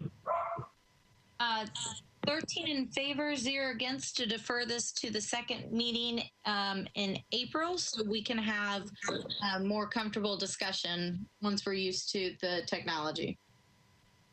All right. So it's really just a deferral to one meeting. Is that right? That would be correct. The second meeting in April. All right. Public Works, Councilmember Henderson. Thank you, Vice Mayor. The Public Works Committee recommended a one-meeting deferral, 11 in favor, 1 against, and 1 abstention. All right. Councilmember Vercher, you're recognized. Thank you so much, Vice Mayor. I'd like to move for a 2-meeting deferral with a re-referral back to all committees. All right. So the request is to defer 2 meetings with a re-referral back to the 2 committees. That's the motion. It's been properly seconded. Any discussion? Councilmember Parker, you're recognized. My apologies, Vice Mayor. I forgot to take my hand down. Okay, no problem. Anybody else? I'm looking. All right. So the request, the motion is to defer 2 meetings and re-refer back to the 2 committees. Properly seconded. All those in favor say aye. Aye. Aye. Aye. Aye. Opposed, no. Any abstentions? All right, the deferral motion passes 2 meetings, 40 to 0 to 0. Resolution RS 2020-257. This is by Council Member Sledge, Young, Stiles, and others. A resolution expressing the Metropolitan Council in support for Senate Bill 2908, House Bill 2013, currently pending before the Tennessee General Assembly, which would allow metropolitan governments to enact an impact fee or privilege tax on development under certain circumstances. Council Member Sledge, you're recognized. Thank you, Vice Mayor. Committee report. Council Member Mendez, you're recognized. Budget and Finance. At our last meeting, 2 weeks ago, we recommended withdrawal at the request of the sponsor. All right. Council Member Sledge, you're recognized. So the context has changed a little bit because the General Assembly mentioned, I think, is going to be coming back on 1st of June. So I'm going to make a motion for indefinite deferral. All right. So the motion is to defer indefinitely. It's been properly seconded. Any questions or any discussion on the Councilmember Glover? You're recognized. Thank you, Vice Mayor. So I'm going to ask, if I may, of Mr. Cooper on this. Can we get an idea of what exactly this would mean? And I'll support the indefinite deferral for tonight, but I would like to know and understand completely what it means and how it could affect us as a city. So with that, thank you, Vice Mayor. All right, thank you. All right, so the motion is to defer indefinitely, properly second. Nobody else in the queue. All those in favor say aye. Aye. Aye. Aye. Aye. Aye. Opposed, no. Any abstentions? So the bill's deferred indefinitely by a vote of 44, 0 against, and 0 abstentions. We're now on Resolution RS 2020-259 by Councilmember Murphy. Resolution recognizing Nashville Repertory Theater's 35th anniversary season. Councilmember Murphy, you're recognized. Thank you. The Planning, Zoning, and Historical Committee deferred this to the second meeting in May, 13 in favor, 0 against, which is what I requested because this, like so much of our legislation tonight, is not essential to our public health, safety, or government continuing to function. And so I am requesting the deferral to the second meeting in May. All right, so the motion is to defer to the second meeting in May, properly seconded. Anybody in the queue, any discussion? Seeing none, all those in favor of the deferral motion say aye. Aye. Aye. Aye. Aye. Anybody opposed say no. Any abstentions? So this is deferred to the second meeting in May. 44, 0 against, and 0 abstentions. Resolution RS 2020-261 by Councilmember Toombs. Resolution authorizing the Metropolitan Development and Housing Agency to negotiate and enter into a pilot agreement, accept payments in lieu of ad valorem taxes with respect to a multifamily housing project located at 2300 Old Matthew Road known as Trinity. Councilmember Toombs, you're recognized. Committee report. Councilmember Mendez, Budget and Finance. Budget and Finance Committee considered an amendment which they recommended for approval, 12 in favor, 0 against. And then on the resolution as amended, recommended for approval, 11 in favor, 1 against. Okay. Councilmember Toombs, you're recognized. Okay. Move to approve the amendment.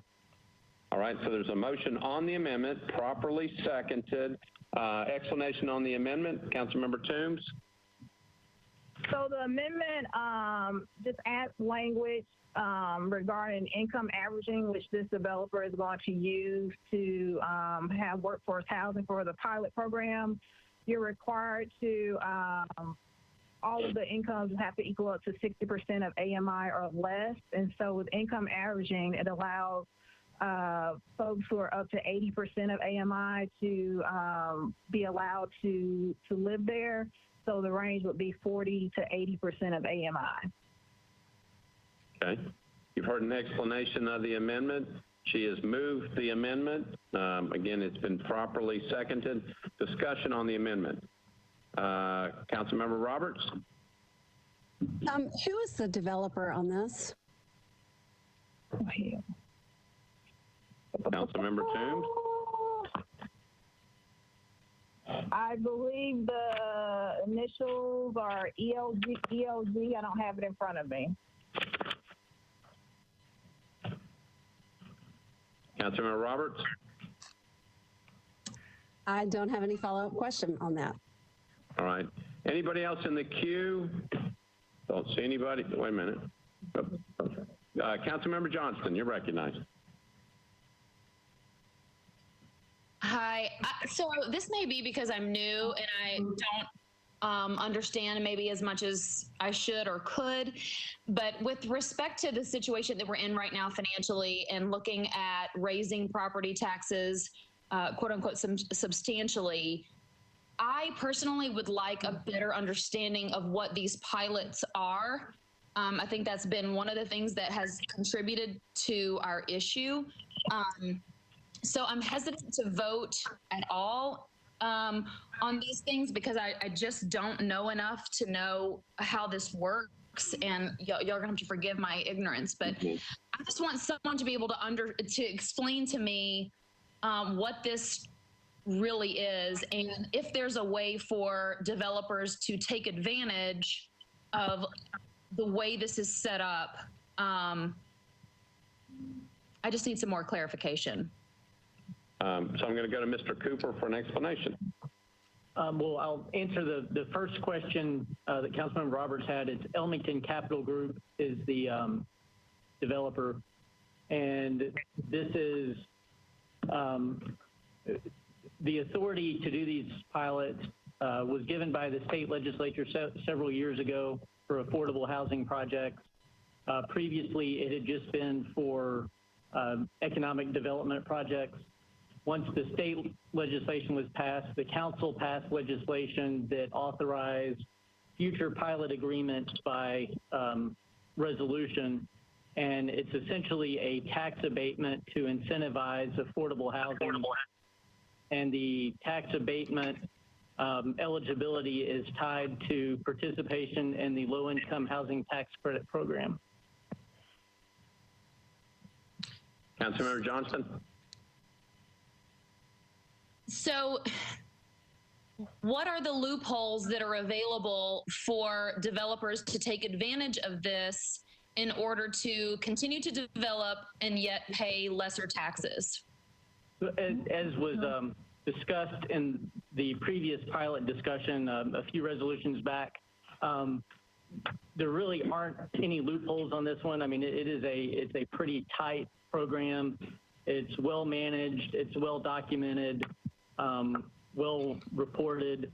So I don't know of any potential loopholes for this program. And since its inception several years ago, I have not heard of any developers who have taken advantage of it.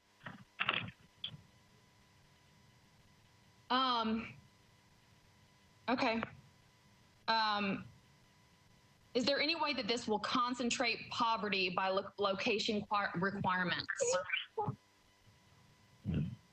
I'm not sure if Councilmember Toombs, you might be the only person who can address that question. Councilmember Toombs? So District 2, the concentration of poverty is a concern in District 2. However, with the District 2 is also one of the hot spots for new development. So there's also a concern about all of the new development being pricing folks out. So with this particular development is actually a pre-existing ST that was approved a few years ago, but the development fell through. And so now there's a new owner of that particular ST who is actually doing a combination of townhomes for sale as well as rental units. And so this is an opportunity for there to be some workforce housing in a development that essentially is going to be high end. This allows the developer to have that high end development, but be able to afford to offer units to folks who are in that 40 to 80% of AMI. So this is definitely not a concentration of poverty. I know my district very well. So that's definitely not anything that I would approve that further concentrates poverty in my district, which is one of the poorest districts with about 35% of the residents living in poverty. This is an opportunity to expand the availability of workforce housing and to have nice housing and have folks be able to participate in development rather than having development happen to them that they can't participate in. Folks have been in that community for a long time. Councilmember Johnston? Okay. All right. Councilmember O'Connell, you're recognized. Call the previous question. Did I hear you call for the previous question?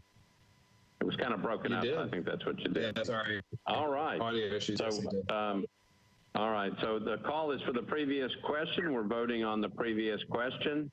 All those in favor of the previous question say aye. Aye. Aye. Aye. Aye. Aye.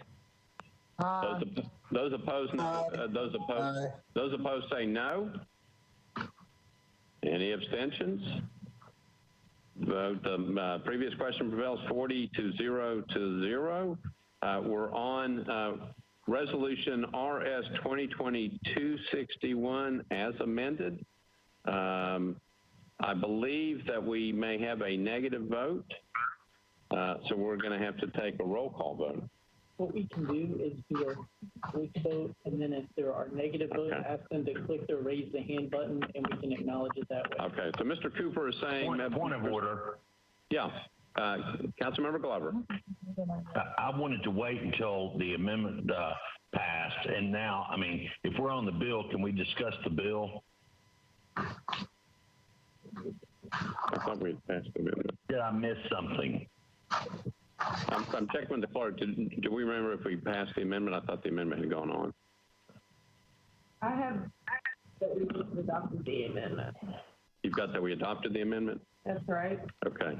So I believe we've adopted the amendment. We're ready to vote on the bill, and the previous question prevailed. So there is no more discussion on the bill, on the resolution as amended.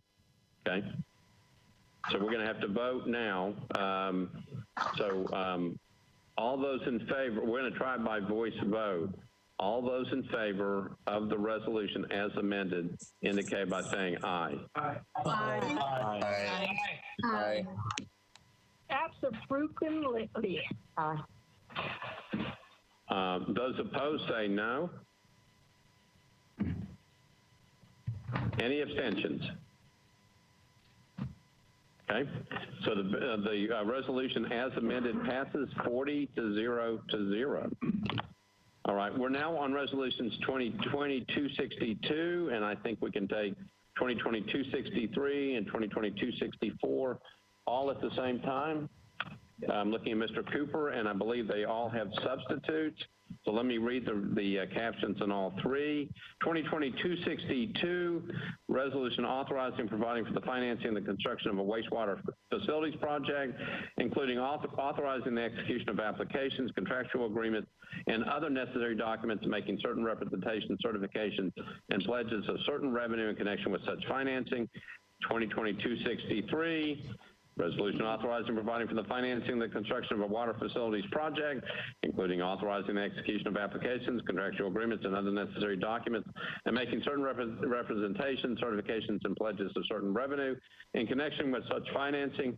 And resolution RS 2020-264, a resolution authorizing and providing for the financing and the construction of a water facilities project, including authorizing the execution of applications, contractual agreements, and other necessary documents and making certain representations, certifications, and pledges of certain revenue in connection with such financing.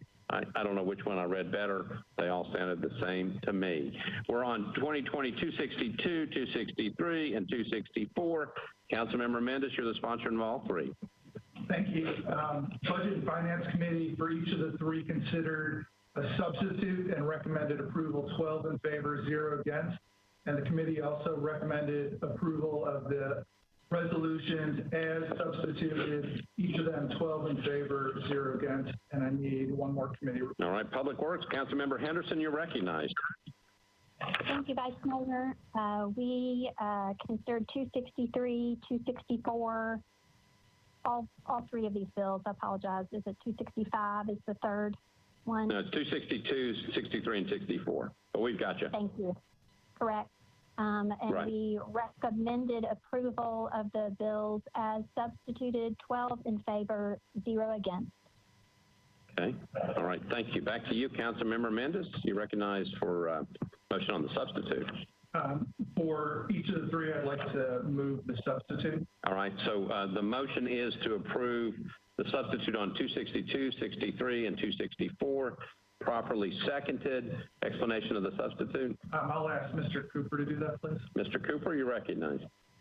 The substitute, each of the substitutes, they're all the same. They make the same changes, and it's to basically go back to some of the form language that the state had submitted when we first applied for the loans, and that has to do with some language surrounding remedies, calling of the loan, and some other technical bond stuff that Metro was trying to have inserted to be consistent with the 2010 bond resolution. So we have gone back to the version that the state approved, but there is a provision allowing changes to be made by the finance director to be consistent with those 2010 bond resolution covenant. Okay. Councilor Mendez, anything else? All right. So you've heard the explanation of the substitutes. Go to the board. Councilmember Johnston.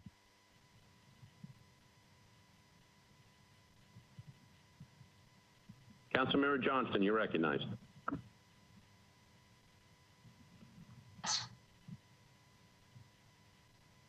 Councilmember Johnston, you want to be recognized? All right. Councilmember Roberts.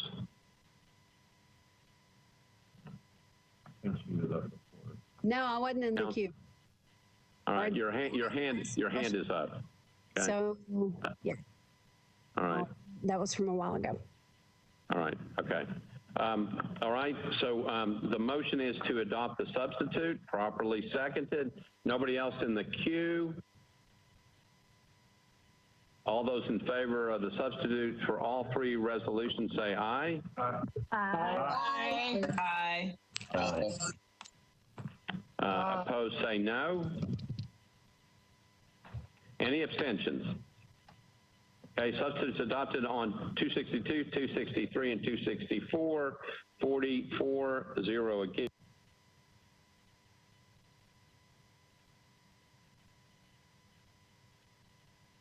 All three resolutions as substituted. I'd like to move all three resolutions as substituted with a brief explanation. All right, so proper motion, proper second. Back to you, Councilmember Mendez. All right, there was some discussion about this at Budget and Finance, and just to repeat some of it, these are very low interest loans from the state of Tennessee to do certain water infrastructure improvements. These loans were planned to happen before the world started melting down in the last week. So they're not part of any sort of emergency measures. This had been planned to go forward. And I know I saw some questions about whether the new water rates that we approved in November or December take into account these infrastructure loans, and the answer to that is yes. So this was part of the game plan from Water and Sewer Services all along, and it's basically very low interest money for us to be able to work on infrastructure improvements. All right. So Councilmember Mendez has explained his resolutions as substituted. The motion is to approve, properly seconded. Any discussion from anyone? Seeing nobody in the queue, we're ready to vote. All those in favor say aye. Aye. Aye. Aye. Aye. Aye. Aye. Opposed, no. Anybody opposed, say no. Was that a no? Or just a late aye? Anybody voting no? Any abstentions? The motion passes for resolution RS 2020-262, 263, 264 as substituted. Motion is approved 4-0 against and 0 abstentions. We now have, that gets us to the end of the calendar with the exception of a late filed resolution. This is a late file resolution by Councilmember Mendez. It's a resolution approving an amendment 1 to a grant appropriation from the State of Tennessee Department of Human Services to the Metropolitan Government acting through the Metropolitan Action Commission for a community services block grant to provide a range of services designed to assist low-income and homeless individuals achieve self-sufficiency. Councilmember Mendez, you're recognized. Do I need to move to suspend the rules for this? Mr. Vice Mayor, I'd like to move to suspend the rules.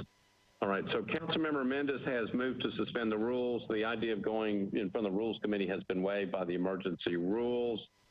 This was obviously a late file resolution. This is about providing block grant money to assist low-income folks. So on this, Councilmember Mendez again has moved to suspend the rules. You will have to let me know whether anyone objects to the suspension of the rules. If so, you have to say your name and let me know because I can't see. Any objection to suspension of the rules? All right, seeing none, the rules are suspended. You're on your late file resolution. All right, the Budget and Finance Committee considered this late filed resolution, recommended approval 12 in favor, 0 against. I'd like to move approval with just a very short explanation. All right, the motion is to approve, properly seconded by Councilmember Syracuse. Back to you, Councilmember Mendez. At Budget and Finance, we were advised that the timing for the paperwork of this grant came in after the filing deadline for this meeting, but there are important services to assist low-income and homeless individuals, which right now is as essential a thing as we're doing in Nashville. So with that, I renew the motion to approve. All right, so the motion is to approve, properly seconded. Any discussion? Councilmember Glover, you're recognized. No, sir. After this, I would like to speak on a point of order, but I'll wait. Okay. All right. Anybody else in the queue to speak on the late file resolution? Seeing none, we're voting on the resolution. It's well, it doesn't have a number. It's a late file resolution. All those in favor say aye. Aye. Aye. Aye. Aye. All right. Anyone opposed say no. Any abstentions? Hearing none, the resolution is passed 44, 0 against, 0 abstentions. Councilmember Glover, you're recognized.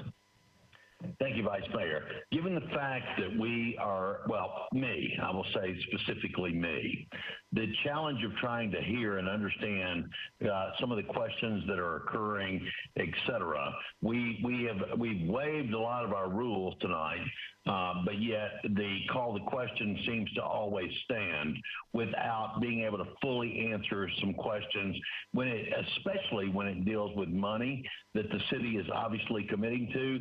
So therefore, I would like, if we can get an answer, if we are not going to, or if we're not going to be able to be in the chamber with one another going forward in the next meeting, I feel like the call to question, until every question is answered, given the challenges we're all facing right now, I think we need to consider waiving that as well, please, sir. Well, that would require, I'm not sure what that would require. That's a Robert's Rules of Order. Well, I mean, I pressed my hand, and I don't know how the order's working on this. It's just, when we're talking about spending lots of money, I think it's probably critical we talk through every issue of that. All right. Well, Councilmember Glover, so noted, there's nothing we can do. I will tell you that I'm going through, because of the way the system is working, and this is one of the technological things that we have to deal with. I scroll up and down, and when I see a hand, I call on it. There is no specific order. We don't have that system up. So we're doing the best we can. But I think this is one of those things. Councilmember Glover? Let me be very clear. I'm not being accusatory of anything. I'm simply saying, given the obstacles we're facing right now, I think it would probably be honorable of all of us to make sure we hear all the questions, especially when it deals with money on long-term issues, in order to make sure we're watching out for the taxpayers. That's all I'm asking.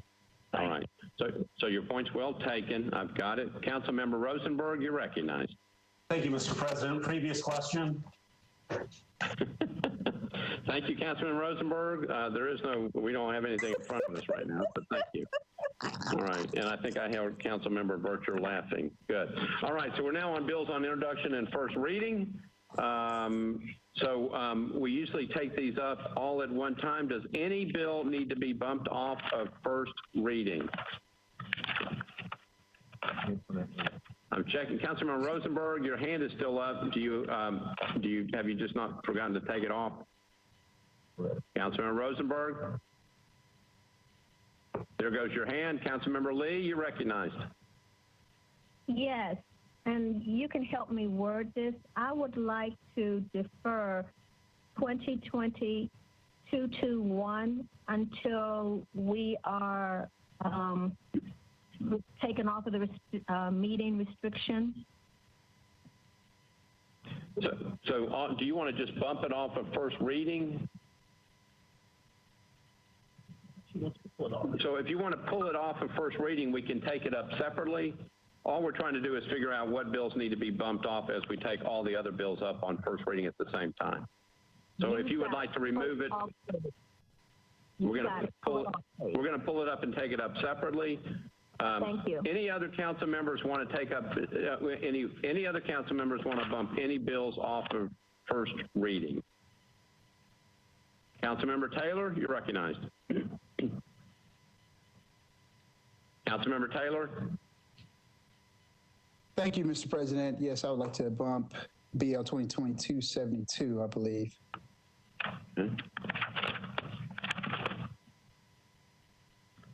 Okay, BL 2020-272 will be bumped off of first consideration. Anything else? All right, seeing none, entertain a motion to adopt all bills on first reading. Got a motion by Councilmember Mendez, properly seconded by Councilmember Syracuse. Seeing nobody else in the queue, all those in favor of adopting all these other bills except for 221 and the bill that Councilmember Taylor just mentioned, which was 272. All those in favor of passing all other bills on first reading, please indicate by saying aye. Aye. Aye. Aye. Opposed, no. Any abstentions? Okay, motion is approved 44, 0 against, 0 abstentions. All right, so we go back to the bills that we took off of first reading. BL 2020-221 by Council Members Lee and Mendez.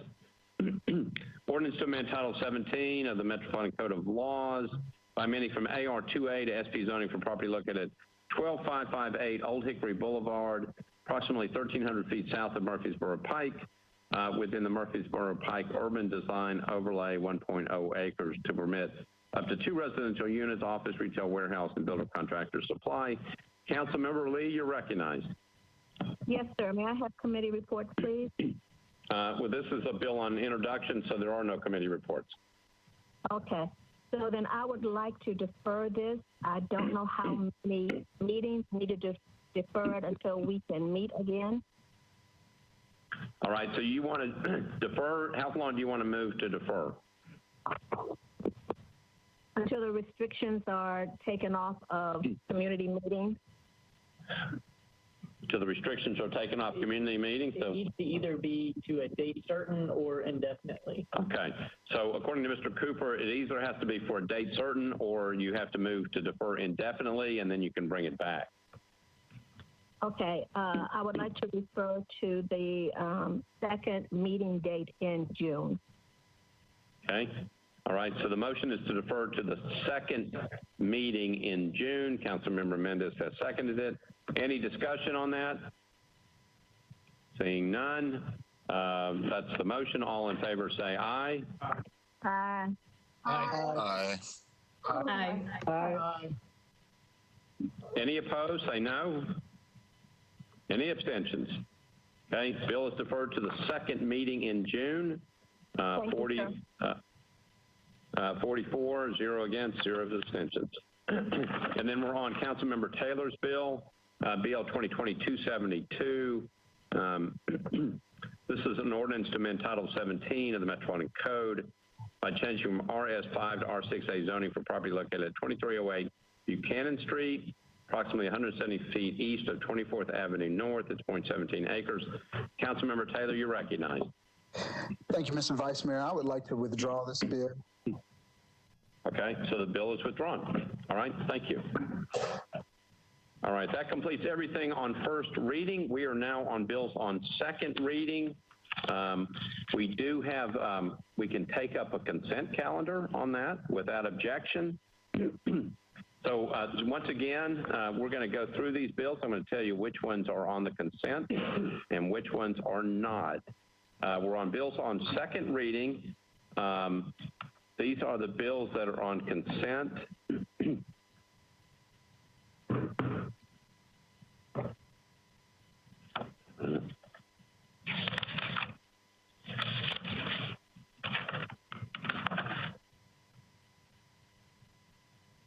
These don't seem to match up, John. Let's see, wait a minute. Okay, so that last Oh, I'm page, sure it is. I've got it. This is the other one. Okay. All right. Thank you. Okay, now we're back on track. All right. So BL 2020-109 not on the consent. 127 not on consent. 184 not on consent.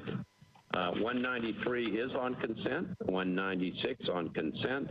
198 on consent, 199 on consent, 200 on consent, 201 not on consent, 202, 203, 204, 205, 206, 207, 208, 222 on consent, and 234 not on consent. All right, so I'm going to go back through that again. I'm going to tell you which bills are on the consent calendar. 193 is on consent, 196 on consent. These are all just the bills on consent. 198, 199, 200, 202, 203, 204, 205, 206, 207, 208, and 222. Those are the bills that are listed on consent. Let's see if anybody needs to bump them. Councilmember Henderson, you're recognized.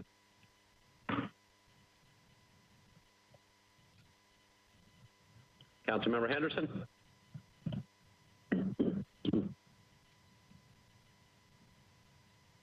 Councilmember Henderson? That's yes, okay. I'm here. Vice Mayor, this is more a point of order related to the consent agenda. I showed Bill 201 as being a matter on consent that passed unanimously in Public Works Committee. So I was going to suggest that 201, or I would have thought that 201 would be on consent. So I believe that Planning and Zoning voted to defer this. Oh, so okay. that's why it's not on consent. Okay, understood. All right. Councilmember Allen, you're recognized. Thank you, Mr. Vice Mayor. I'd like to take 2020-196 off consent, please. 196 is taken off of consent. Anything else? Councilmember Hancock, you're recognized. That was my same question. I'm trying to take my hand away. Councilmember Hancock?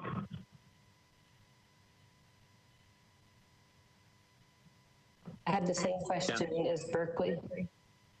Oh, okay. All right. So 2020-196 has been bumped off of the consent calendar. All right, so I'm going to read this. I drank a lot of water. Hopefully my voice won't give out. So I'm going to read the bills that are on the consent calendar. BL 2020-193 by Councilmember Withers, Murphy, and others. An ordinance to amend the Geographic Information System Street and Alley Centerline Layer for the Metropolitan Government by abandoning a portion of Tillman Lane right-of-way and easement from Riverside Drive to the railroad right-of-way. Bill 2020-198 by Council Members O'Connell, Mendez, and others. Ordinance approving, authorizing Director of Public Property Administration or his designee to accept a donation of real property located at 128 Lifeway Plaza and 1008 Dr. Martin Luther King Jr. Boulevard. BL 2020-199, ordinance amending Exhibit 1 to BL 2017-1000 to include an additional 3 tracks. That's by Councilor Mendez, Murphy, and Henderson. BL 2020-200 by Murphy, Mendez, Henderson, and Welsh. This is an ordinance authorizing the acquisition of certain rights-of-way easements, drainage easements, temporary construction easements, and property rights by negotiation or condemnation for use in public projects of the Metropolitan Government. BL 2020-202 sponsors Hager, Welsh, and Stiles.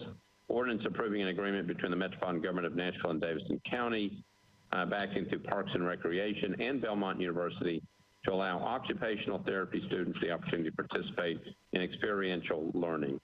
2020-203 sponsors O'Connell, Murphy, Henderson, and Welsh.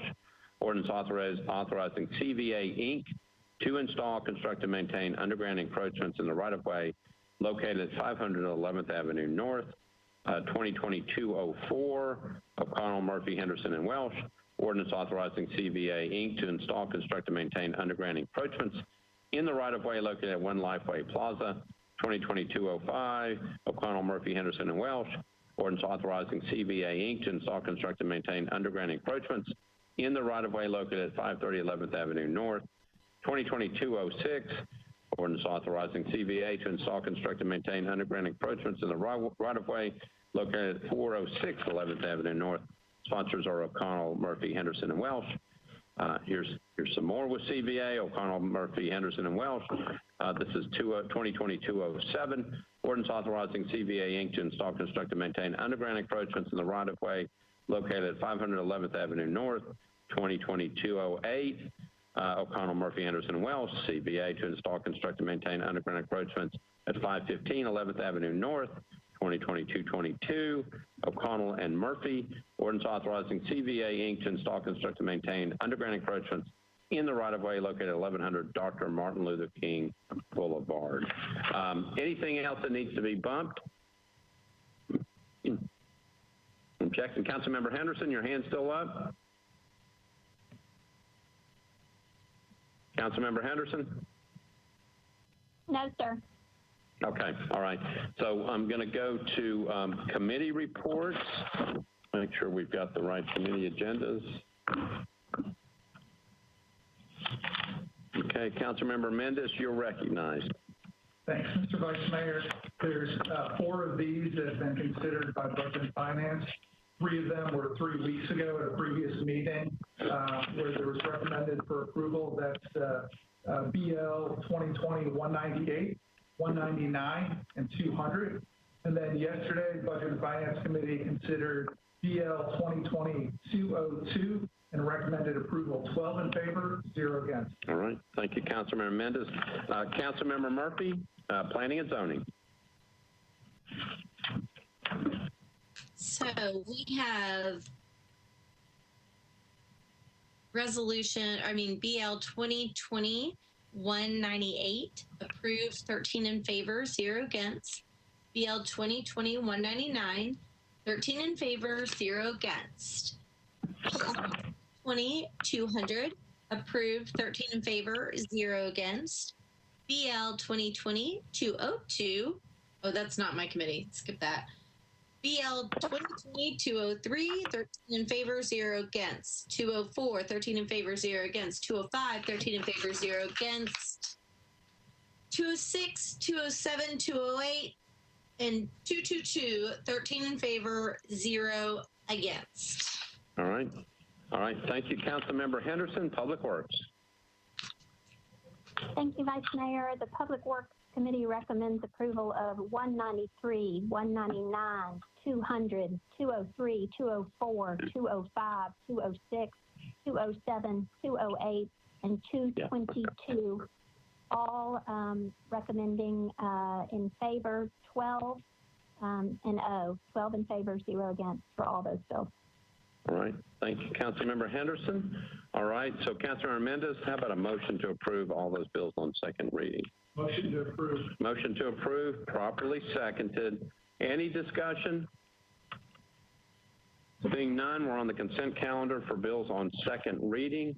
All those in favor say aye. Aye. Aye. Aye. Aye. Aye. If there's any objection, say no.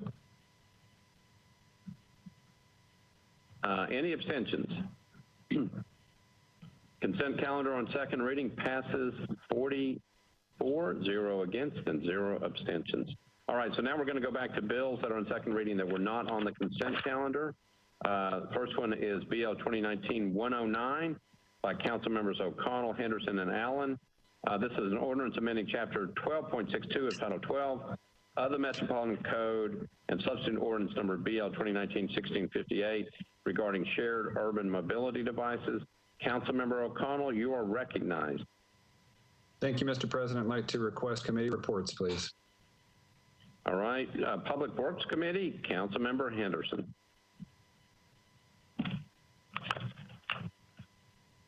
Thank you, Vice Mayor. The Public Works Committee recommended approval with amendments 1 and 2, 12 in favor, 0 against. Okay, all right, thank you. Back to you, Councilmember O'Connell. Thank you, Mr. President. So I would like to, I guess, I don't think we did this prior to committee. I'd like to move amendments 1 and 2. All right, so the motion, you want to do them, can we do them at the same time? We can. Okay, so we're going to allow you to make a motion to approve amendments 1 and 2, properly seconded. All right, so an explanation on the 2 amendments. Sure. So these amendments, 1 is basically related to data sharing, and we adjusted things based on some concerns I had, and generally operators and residents were content with, to just tweak a notion of real time. The goal here was to allow for Metro to get data for planning and response, but again, similar to the discussion we've had elsewhere tonight, to avoid the ability for Metro to be able to identify in real time where any individual user of a device was. So that is satisfactory.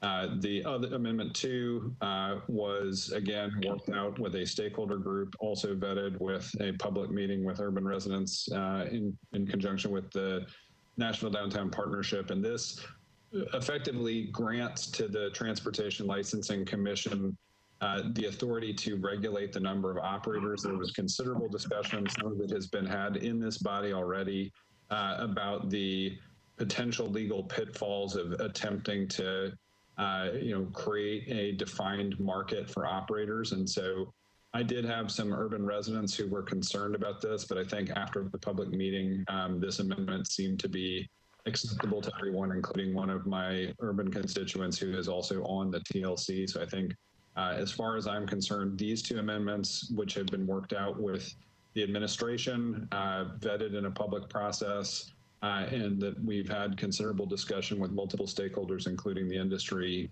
should leave us in good shape. Okay, so your motion is to approve amendments 1 and 2, properly seconded. Any discussion on the 2 amendments?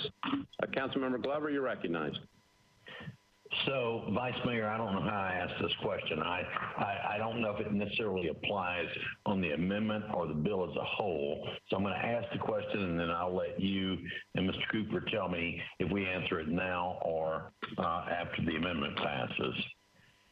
What kind of rule still applies to violations, and if things are left on the sidewalks, et cetera? And while I understand people downtown spoke about it, there's a lot of people who work downtown that couldn't necessarily or did not necessarily participate in this. So I would just like to understand what the repercussions will be on the companies if they in fact violate this, and don't follow the rules by keeping them and these vehicles in the right places at the right times. Mr. Cooper? If the new RFP goes out and companies are awarded the right to have these, if they do not follow the rules and there are repeated violations, then they would be subject to losing the right to operate ultimately, or they could be cited to court. Councilmember Glover? Is there anything like a 3 strikes and you're out rule where there's continual violations rather than just a hand slap? Because let's face it, our police, our codes and everything is stretched about as far as they can be stretched right now.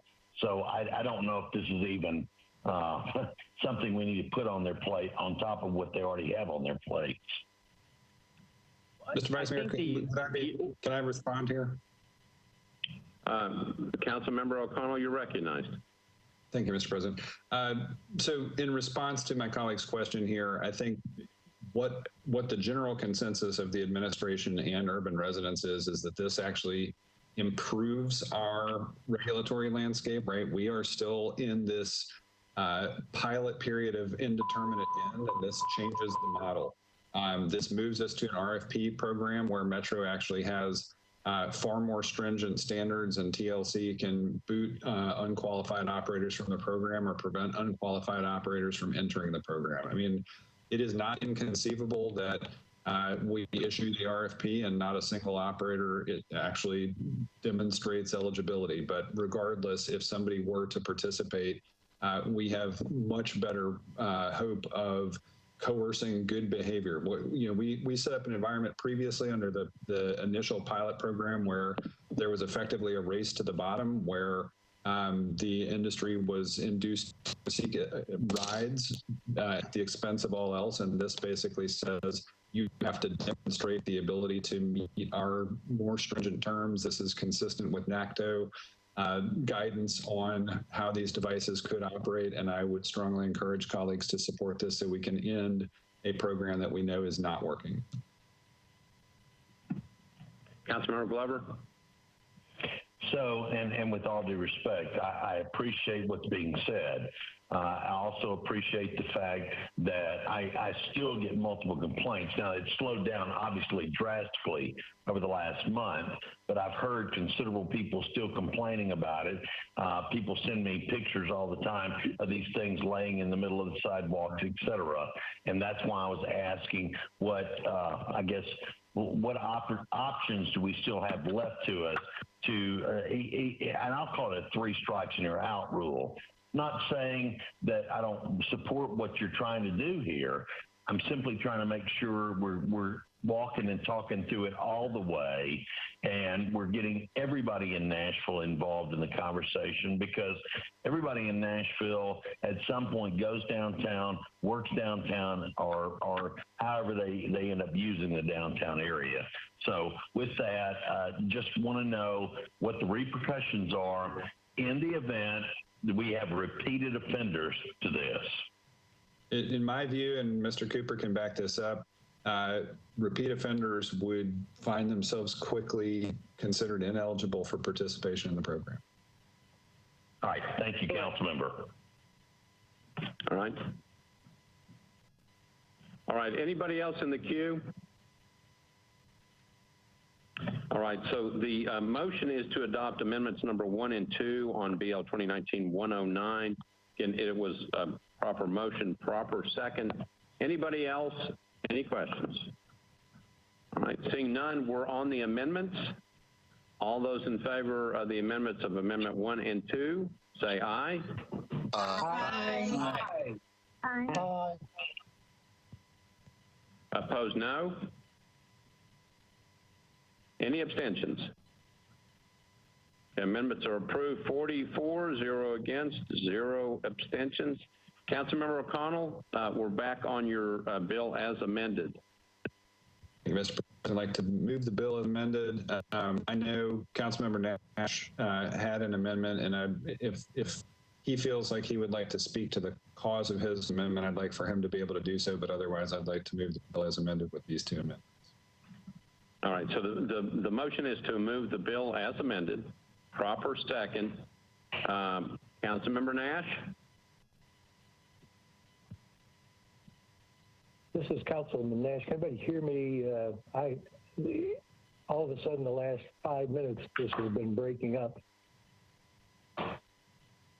All right, so Councilmember Nash, we're on Councilmember O'Connell's bill. It's BL 2019-109. It's dealing with shared urban mobility devices. Yes, Councilmember O'Connell and the council has put on amendments 1 and 2, and we now have a motion to approve. Again.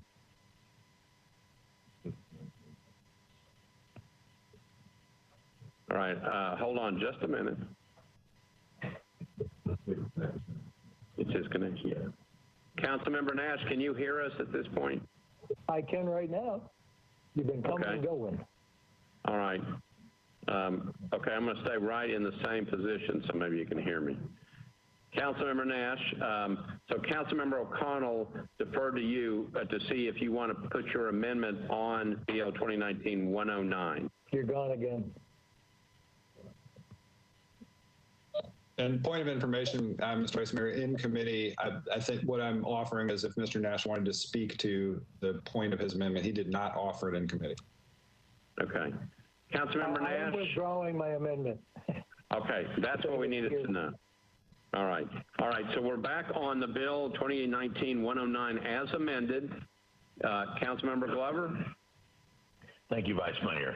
So I'm going to ask our legal counsel, Mr. Cooper, this question, and don't necessarily have to give me the answer right now. But given the nightmare we've had with STRPs, the thing that scares me about this particular issue is we're going to create a long-term nightmare here as well.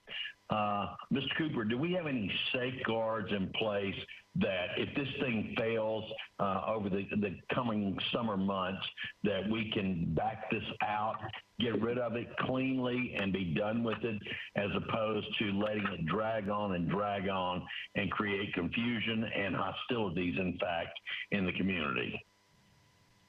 Mr. Cooper? Unless we are subsequently preempted by the state, which we're not currently, the council could come back and ban scooters if it determined that the experiment did not work.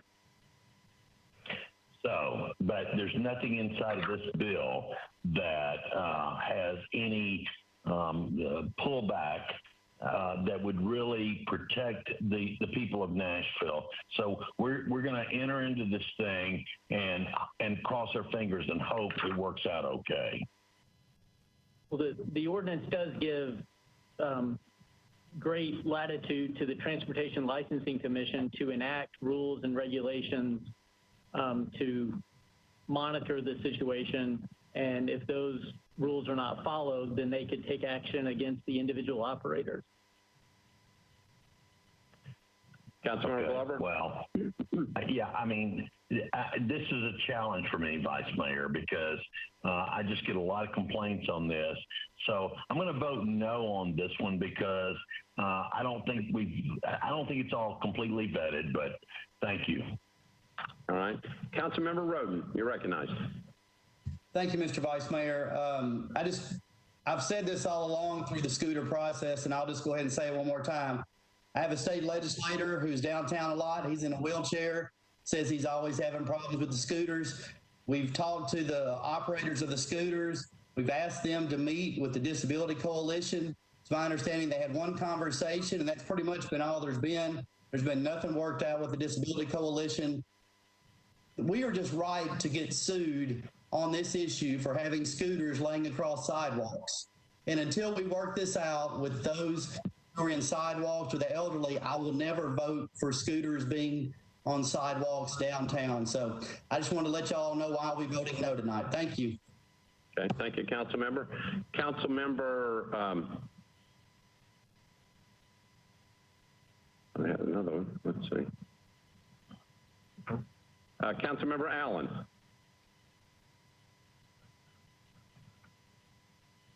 Thank you, Vice Mayor. I think I was just going to point out the fact that the TLC will be issuing an RFP and that would result in a contract with a defined end. And at the end of that, then we can say, yes, we learned a lot from this and it was great, or it wasn't and we're done. So there is an end point, or there should be an end point to that RFP, so that hopefully that would address some of Councilmember, some of the concerns that have been issued here.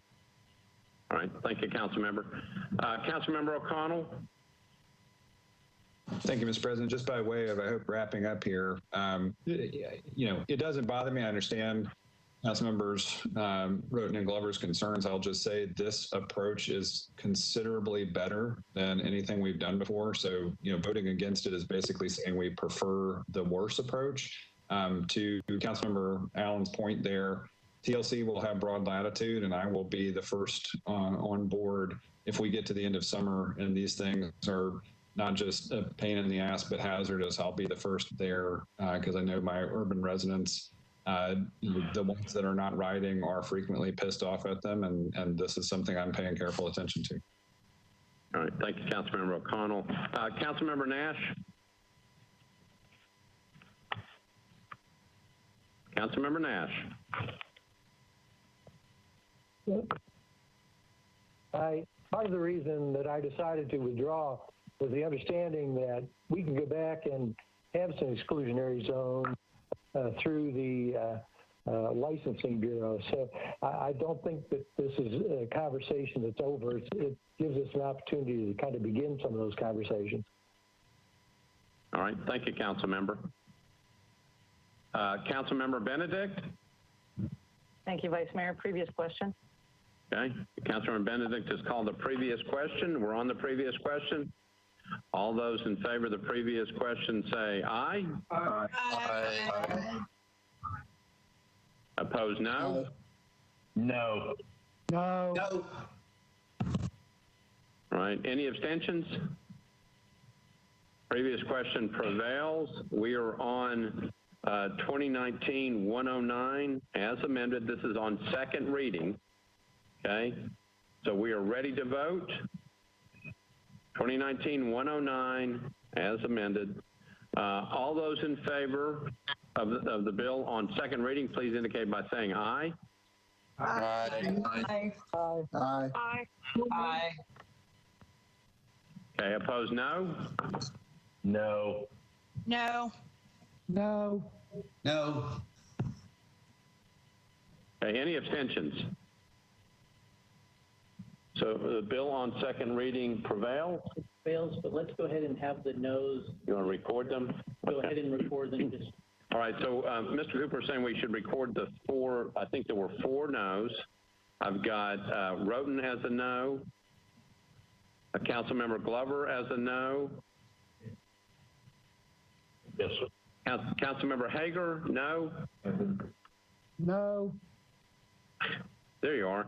And there was a female voice. Councilmember Evans, is that you? Yes, it was. Okay. Anybody else that I missed? All right, so the 4 no's, Roten, Glover, Hager, and Evans. So the bill as amended passes on second reading.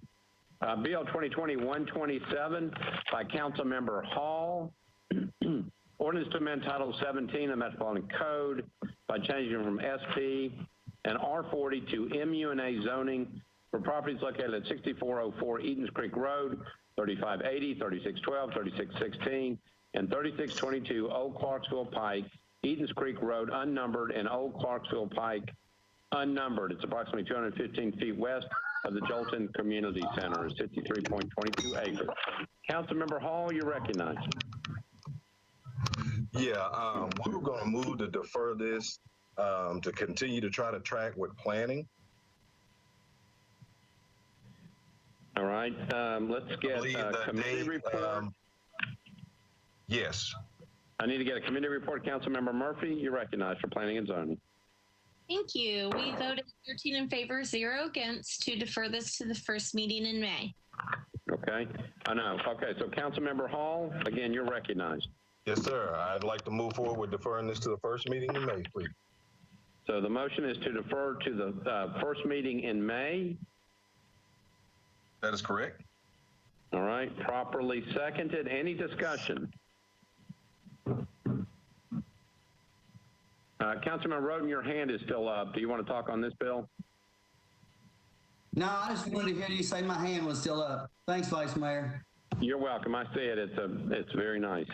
All right. So the motion is to defer to the first meeting in May, properly seconded. Any discussion? Seeing none, all those in favor say aye. Aye. Aye. Aye. Aye. Aye. Opposed, no. Any abstentions? The bill is deferred to the first meeting in May by a vote of 44, 0 against, and 0 abstentions. We're on BL 2020-184 by Councilmember Sledge, Nash, and others. Ordinance amending Chapter 4.12 of the Metropolitan Code to require contracts procured through an invitation to bid process to become effective no later than 30 days after the award is made. Councilmember Sledge, you're recognized. Thank you, Vice Mayor. Committee report. Councilmember Mendez, Budget and Finance. At the request of the sponsor, the committee recommended deferral for 2 meetings, 12 in favor, 0 against. All right, Councilmember Sledge. Thank you, Vice Mayor. Move for deferral for 2 meetings. Okay, so the motion is to defer 2 meetings, properly seconded. Councilmember Stiles, you're recognized. Councilmember Stiles. Thank you, Vice Mayor. I actually had a question involving something from earlier, so it's not involving this bill. I was trying to put my hand up before you moved on to the next one, so if you could come back to me, that would be great. All right, so I'll tell you what, I'm going to come back. I'm going to get through second reading and then come back to you between second and third, okay? Perfect. Thank you. All right. Anybody else on this one? All right, so the motion is to defer 2 meetings. It's properly seconded. All those in favor of the motion to defer, please indicate by saying aye. Aye. Aye. Aye. Opposed, no. Opposed, no. Any abstentions? Motion to defer 2 meetings is approved. 44, 0 against, 0 abstentions. BL 2020-196 by Councilmember Pulley. Ordinance to amend Title IX of the Metropolitan Code of Laws relative to noise. Councilmember Pulley, you're recognized. I would move approval. Well, excuse me, committee reports, please. You need a committee report, Planning and Zoning, Councilmember Murphy. Thank you. We approved this 13 in favor, 0 against. All right, back to you, Councilmember Pulley. I would move approval. This is with a brief explanation. What this simply is a housekeeping bill, because when the noise ordinance was moved over to Title IX, there were some things left off of it, and there were a few other typographical errors which were corrected. So that's all this is. There's no new exceptions or exemptions in there. This is simply cleaning up what we did last year. All right, so thank you, Councilmember Pulley. I got a motion to approve, properly seconded. Councilmember Allen, you're recognized. Thank you, Mr. Vice Mayor. Can I get Mr. Cooper to explain what was left out, and then I'll come back and have a little discussion about that. All right, Mr. Cooper. There were several items. I will not remember them off the top of my head. I know one of them was the airport. There had been an exemption for many years for the airport, which was inadvertently deleted when the consolidation was done. There was an exemption pertaining to educational facilities that was inadvertently left out, and then I think there were a couple more, but I don't remember off the top of my head. Okay, thank you. So it's the educational institution exemption is one that was passed fairly recently, and I was a little uncomfortable with it at the time, living close to a large university that has had a number of athletic events as well as a couple of very loud concerts, which ultimately were worked out with the neighborhood, but it was because they needed to come to the neighborhood, and there was discussion of the hours of operation and where the speakers would be aimed, and there was a good resolution, but it was important to have that conversation between the educational institution and the neighborhood. So rather than just have this go through, I would, if I could, simply request a one meeting deferral just to allow some more conversation to take place about that. And I realize that this is nothing new, but I was not totally comfortable with it the first time it came back through. Now that it's back up again, if we can have some additional conversation, I would welcome that. So I would ask for one meeting deferral. Second. So are you, Councilmember Allen, is that a motion to defer one meeting? Yes, that is a motion for one meeting deferral. Okay. All right. So Councilmember Allen has moved to defer one meeting. I heard a proper second. We're now on a motion to defer one meeting. Discussion on the motion to defer.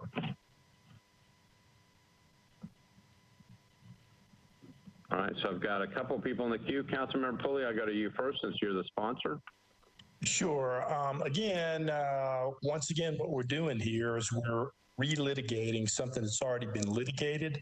Councilmember Allen brought up some issues relative to Vanderbilt University, and when we went through this before, had that discussion, the educational exemption has absolutely no impact on things like the concerts that she deals with over there, because this simply deals with the exemption for things like football games that are in furtherance of educational activities that would otherwise be illegal. And we went through all this before, and this is simply a way to clean that up when it was not transferred over when we moved to Title IX. So I would argue against the deferral. Let's just move this thing and be done with it. All right, Councilmember Stiles, you're recognized.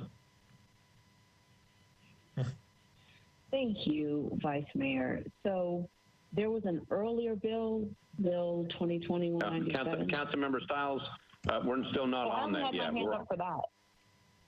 Okay, Sorry. well, your hand is still up, so I thought it was up on this bill. Councilmember Glover, you're recognized. Thank you, Vice Mayor. So I want to try to ask a question because I think it has to do with the deferral and the bill as a whole. Why was this pulled off consent? That's my first question.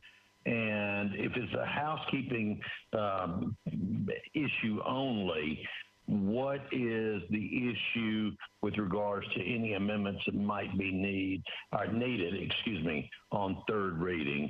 Perhaps that's a Mr. Cooper question. Thank you, Vice Mayor.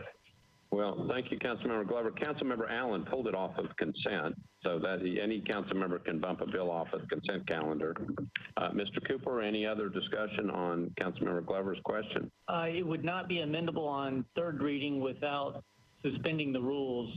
This does not add any new provisions to the code that were not already there. It just cleans up basically a administrative error in a delay between when some of the ordinances were codified on the online Municode system. So there were just a few things that inadvertently got left out of the bill, and this is just adding those back in. Okay. So, Vice Mayor, yeah, first, and I'm going to ask forgiveness. It's hard to hear everything and try to keep up with everything tonight, so I apologize. So with that, Vice Mayor, may I ask a question of the sponsor with regards to why this should not be deferred one meeting, please, sir? Councilmember Pulley, you're recognized. Yeah, I'm happy to, because again, we went through this entire thing last year. The exemption was passed.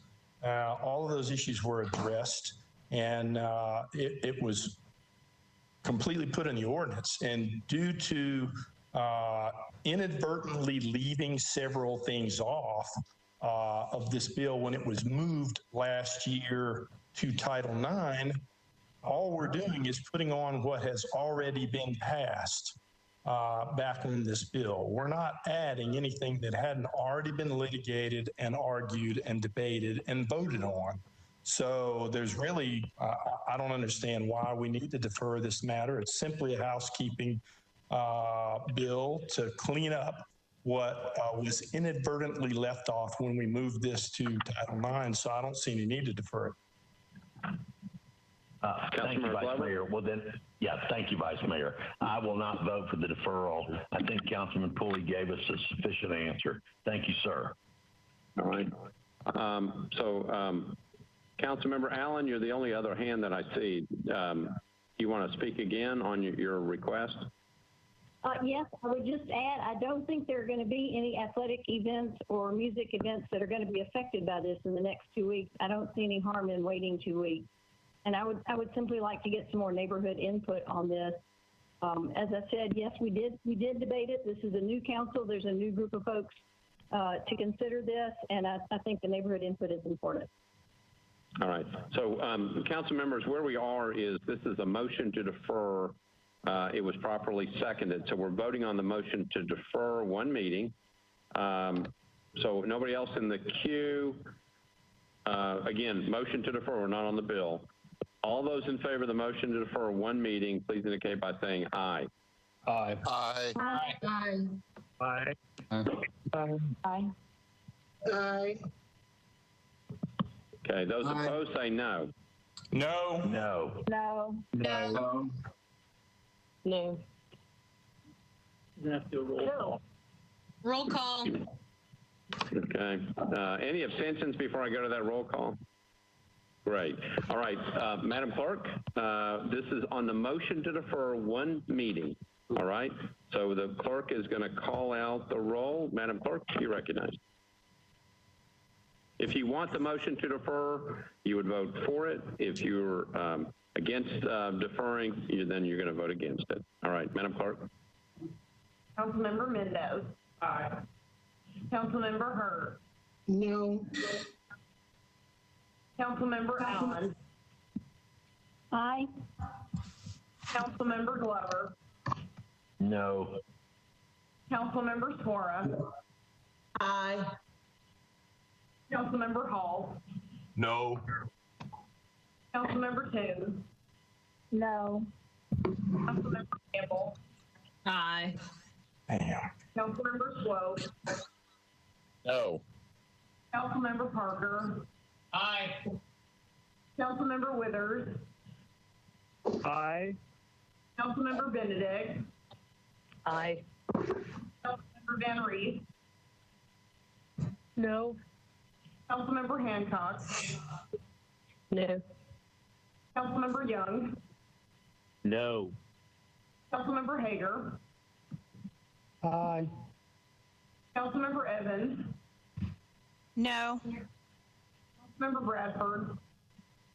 Aye. Councilmember Roden. Aye. Councilmember Syracuse. Councilmember Welsh.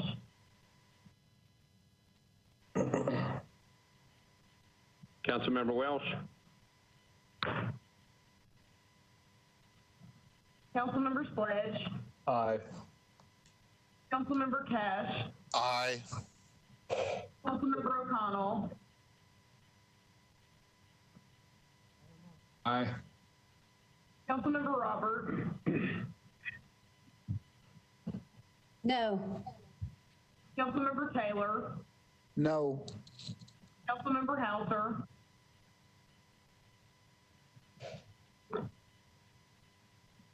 Councilmember Hauser. Councilmember Druffel. No. Councilmember Murphy. Aye. Councilmember Pulley. No. Councilmember Johnston. No. Councilmember Nash. No. Councilmember Vercher. No. Councilmember Porterfield. Aye. Councilmember Sepulveda. Aye. Councilmember Rutherford. Aye. Councilmember Stiles. Aye. Councilmember Lee.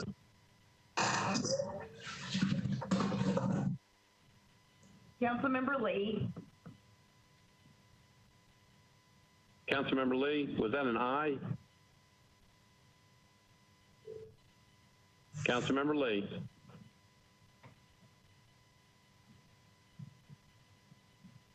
All right, go on. Councilmember Henderson.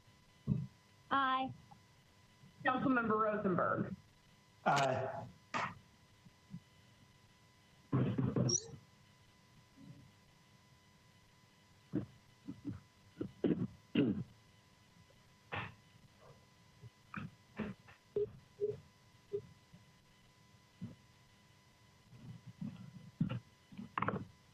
Twenty-one to 16. Yeah.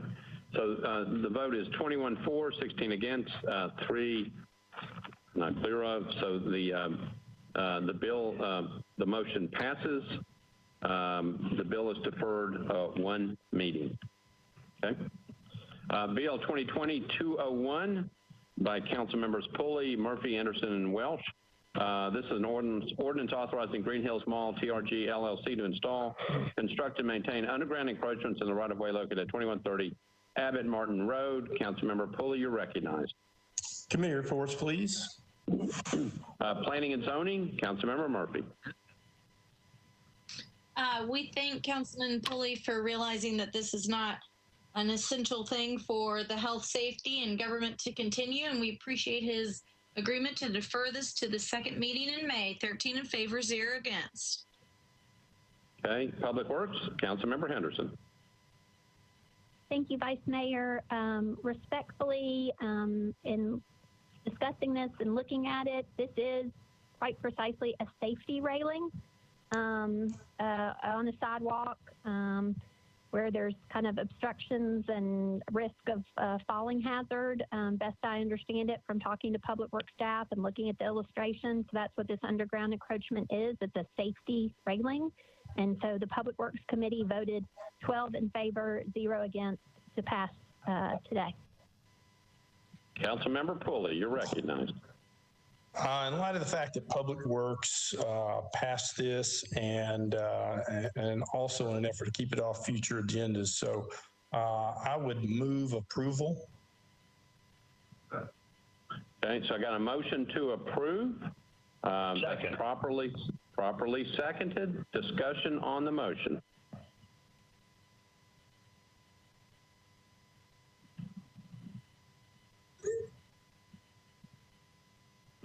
Councilmember Allen, your hand is still up. Sorry, that's All right. So there's a motion to approve on second reading. Any discussion? Councilmember Glover, you're recognized. Sorry, Vice Mayor, I'm trying to push the button. All right, so apparently there was a reason to go ahead and do this. And I don't know if it's you or Mr. Cooper or the sponsor. Is there any damage in going ahead and moving this one forward tonight? And is there contingencies, if it passes tonight, to make revisions on third reading? This is Councilmember Glover. This is just an underground encroachment. And obviously it's in, I believe it's in Councilmember Pulley's district. He's wanting to move ahead. It's just an underground. With that. Yeah, it's just an underground encroachment. Asking. Yeah. Councilmember Pulley, is there some reason that if you go ahead, that will be a problem? No, sir. Okay. Thank you, Vice Mayor. All right. So the motion is to approve tonight on second reading. All those in favor say aye. Aye. Aye. Aye. Aye. Opposed, no. Opposed, no. Any abstentions? Bill is approved on second reading, 44, 0 against, 0 abstentions. We got one other bill on second reading. That's Bill 2020-234 by Councilmember Syracuse. Ordinance providing for the waiver of certain building permit fees for the repair or rebuilding of property damaged as a result of the March 3rd, 2020 tornado. Councilmember Syracuse, you recognize. Thank you, Vice Mayor. Committee reports, please. All right. Councilmember Mendez, you recognize. The committee report for Budget and Finance was at the request of the administration, recommend deferral for 1 meeting, 12 in favor, 0 against. Back to you, Councilmember Syracuse. Thank you, Vice Mayor. Move to defer 1 meeting. All right. Motion is to defer 1 meeting, properly seconded. Any discussion?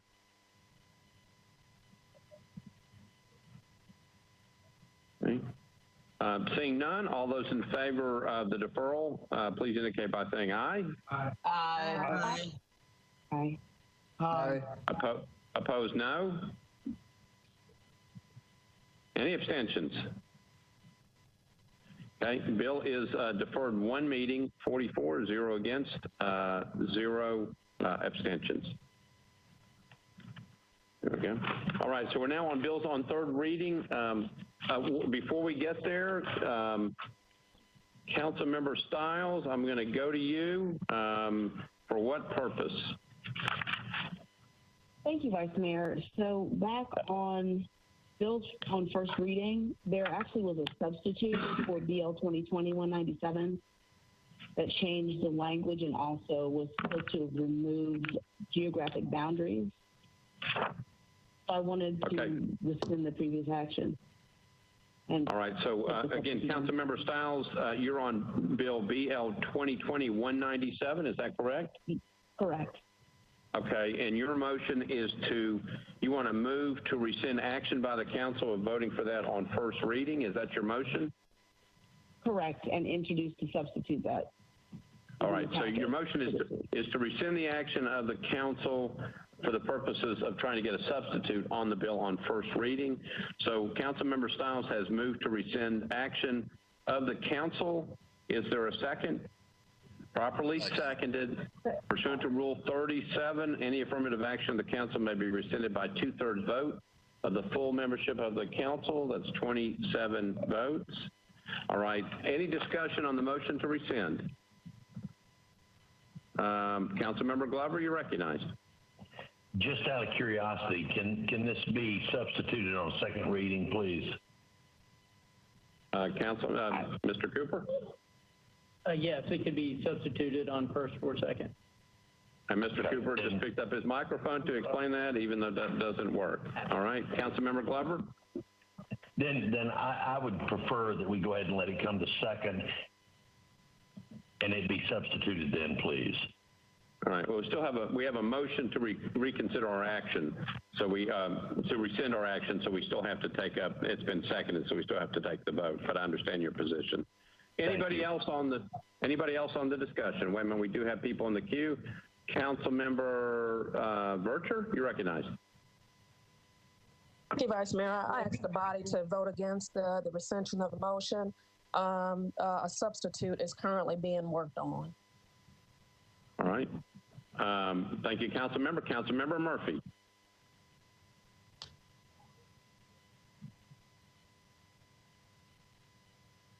Councilmember Murphy. Let me clarify. Is there a substitute tonight or a substitute that will be filed? There is a substitute tonight. Well, I guess what I'm thinking is that for transparency and for the public, because as we saw some emails today with planning and hearings and the commission and the council and things changing and getting deferred, I think it's probably in the best interest for Council Lady Stiles, if she wants to go ahead and get that substitute on, so she can clarify and be more clear to her constituents, then I think that's the best action, because anytime that we can really, because what happens in the next 2 weeks if we don't get the substitute on is she's going to have to answer a lot of questions about why the substitute isn't there. Commitments may have been made. I'm sure that Council Lady Stiles can go more into that, but I think when it comes down to planning issues, that it's important is as soon as we have a substitute that we go ahead and get it on so everybody is transparent and knows what we're going to be discussing. All right. Thank you, Councilmember. Anybody else want to speak on this? Councilmember Henderson, you're recognized. Thank you, Vice Mayor. I'm just concurring with Council Lady Murphy, and I wanted to encourage Council Lady Stiles to, further explain if needed. But, when you do have a planning bill, it can be advantageous to the community and otherwise to the process to go ahead and substitute it on first so that, what's before the community, to Council Lady Murphy's point, then Council Lady Stiles won't have to keep explaining. So I would support substituting on first and encourage the Council Lady to just explain a little further to the body. Thank you. All right, thank you, Councilmember. So let me explain kind of where we are. So the motion is to rescind our actions. It takes 27 votes of the council. And then if you rescinded your action, then we would take the bill. So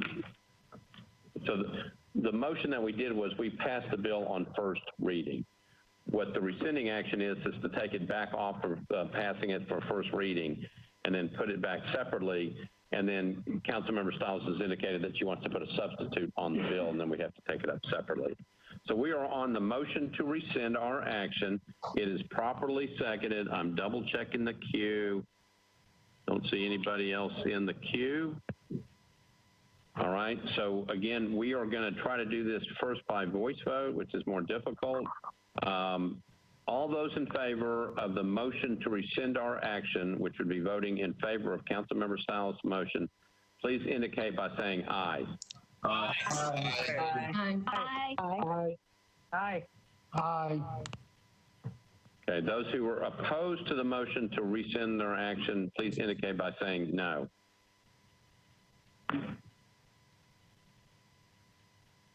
Any abstentions? No. All right, so the motion to rescind passes.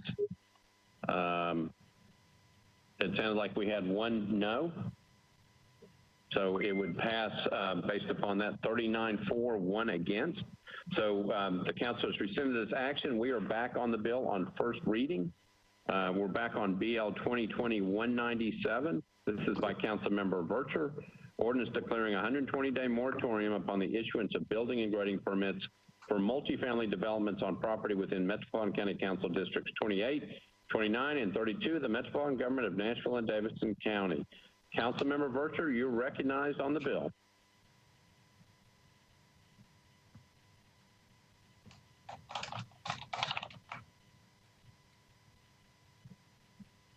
I move for approval, Vice Mayor.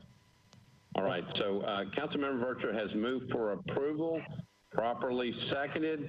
Councilmember Stiles, you're recognized.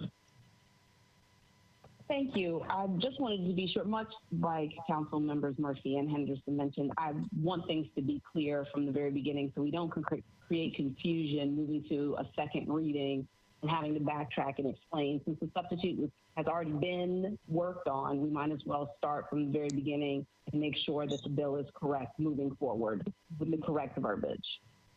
All right, so Councilmember Stiles, you need to move the substitute. I move to approve the substitute, Vice Mayor. Okay, properly seconded. All right, do you want to explain what the substitute does? It changes the wording. It currently says an ordinance declaring a 120-day moratorium upon the issuance of building and grading permits for multifamily developments on property within properties within Metropolitan County Council Districts 28, 29, and 32 of the Metropolitan Government of Nashville and Davidson County. And those three districts are to be stricken and to say within portions of the Antioch area, which those portions are to be defined. But there's also geographic boundaries included on the second page of this substitute, which include 28, 29, and 32. And 32 is not supposed to be there. So Councilmember Stiles, does the substitute take out District 32? Mm-hmm. Okay. But the substitute, as it started, already has the three districts by number taken out and replaced with portions of the Antioch area. The second page has a description of all three areas. Okay, so Councilmember Stiles has described the substitute, properly seconded. Discussion on the substitute. So I'm looking on the board. Councilmember Vercher, do you want to talk on the substitute? So Vice Mayor, and for the community that's listening, this legislation is being worked on. This legislation arose prior to Councilwoman Stiles being elected to that respective district. The substitute, while I was going to go ahead and allow it to pass on intro, is because we're still working on the language on it. So we're going to sub it tonight and then sub it again. So to Councilman Glover's point, and historically what we've done as a body, our bills on intro are simply just that. They're on intro with the understanding that bills have 3 readings, and we do have opportunities in between those readings to work on them. But I do understand the councilwoman's concerns. If she doesn't want her district on it, that's fine, Vice Mayor. All right, thank you, Councilmember. Councilmember Glover, you're recognized. Yeah, and I mean, I want to support the district members. I'm just trying to make sure I understand it, because I don't fully comprehend what you're trying to accomplish yet. So I have no problem with voting for it on first reading. Again, I was just asking for clarification. So with that, thank you, Vice Mayor. Okay, thank you, Councilmember. Councilmember Bradford, you're recognized. Previous question. Previous question has been called. All those in favor of the previous question say aye.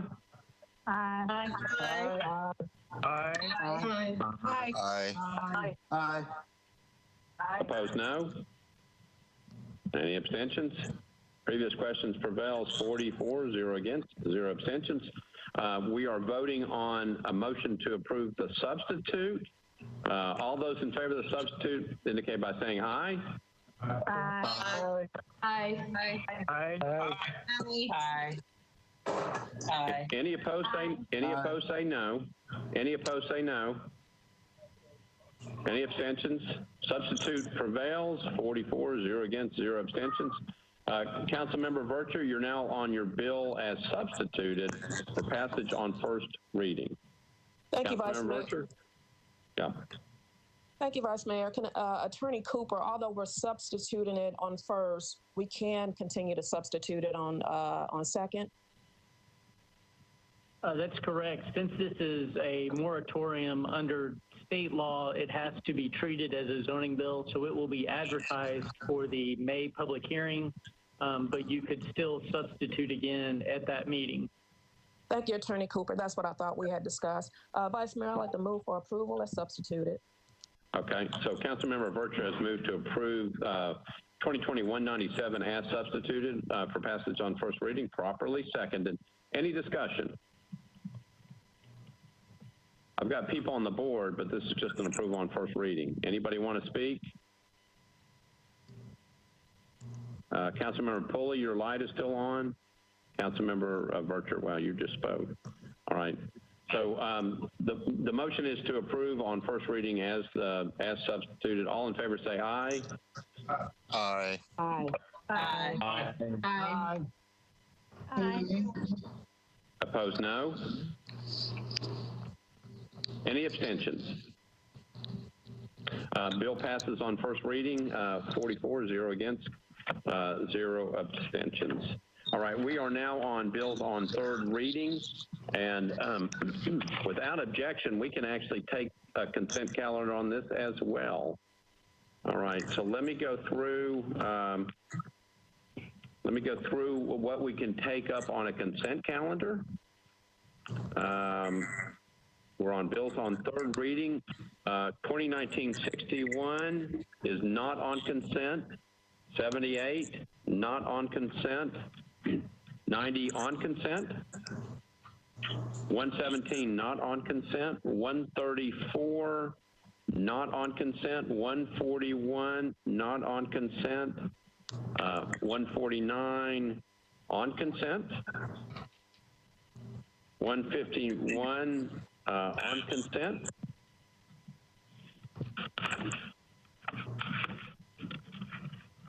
169 on consent. 170 on consent. 171, excuse me, on consent. 172, 173 on consent. 174 on consent. 175 on consent. 177 on consent. 178 on consent. 179 not on consent.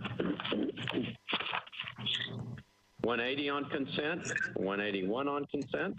182 on consent. 183 on consent.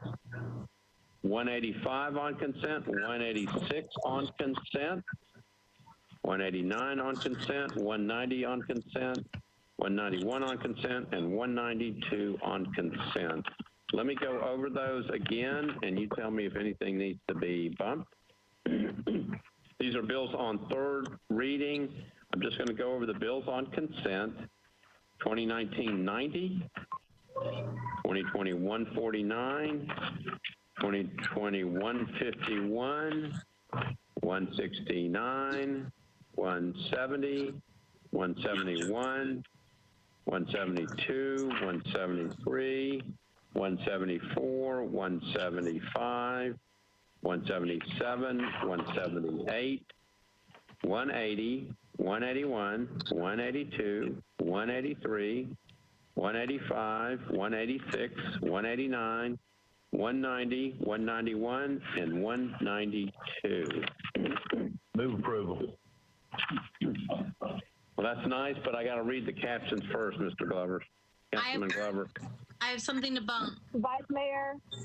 Yeah, these are for anything that needs to be bumped. So, Councilmember Murphy, I heard you first. Thank you. I would like to bump BL 2020-149 from consent. 2020-149? Yes, sir. Okay. All right. What else needs to be bumped? I heard somebody else. Was that Councilmember Bircher? Anybody else? It was Councilwoman Toombs, and I was actually going to ask for 149 to be bumped as Okay. well. All right. Yeah. Okay. That's fine. Anybody else need to bump anything off of here?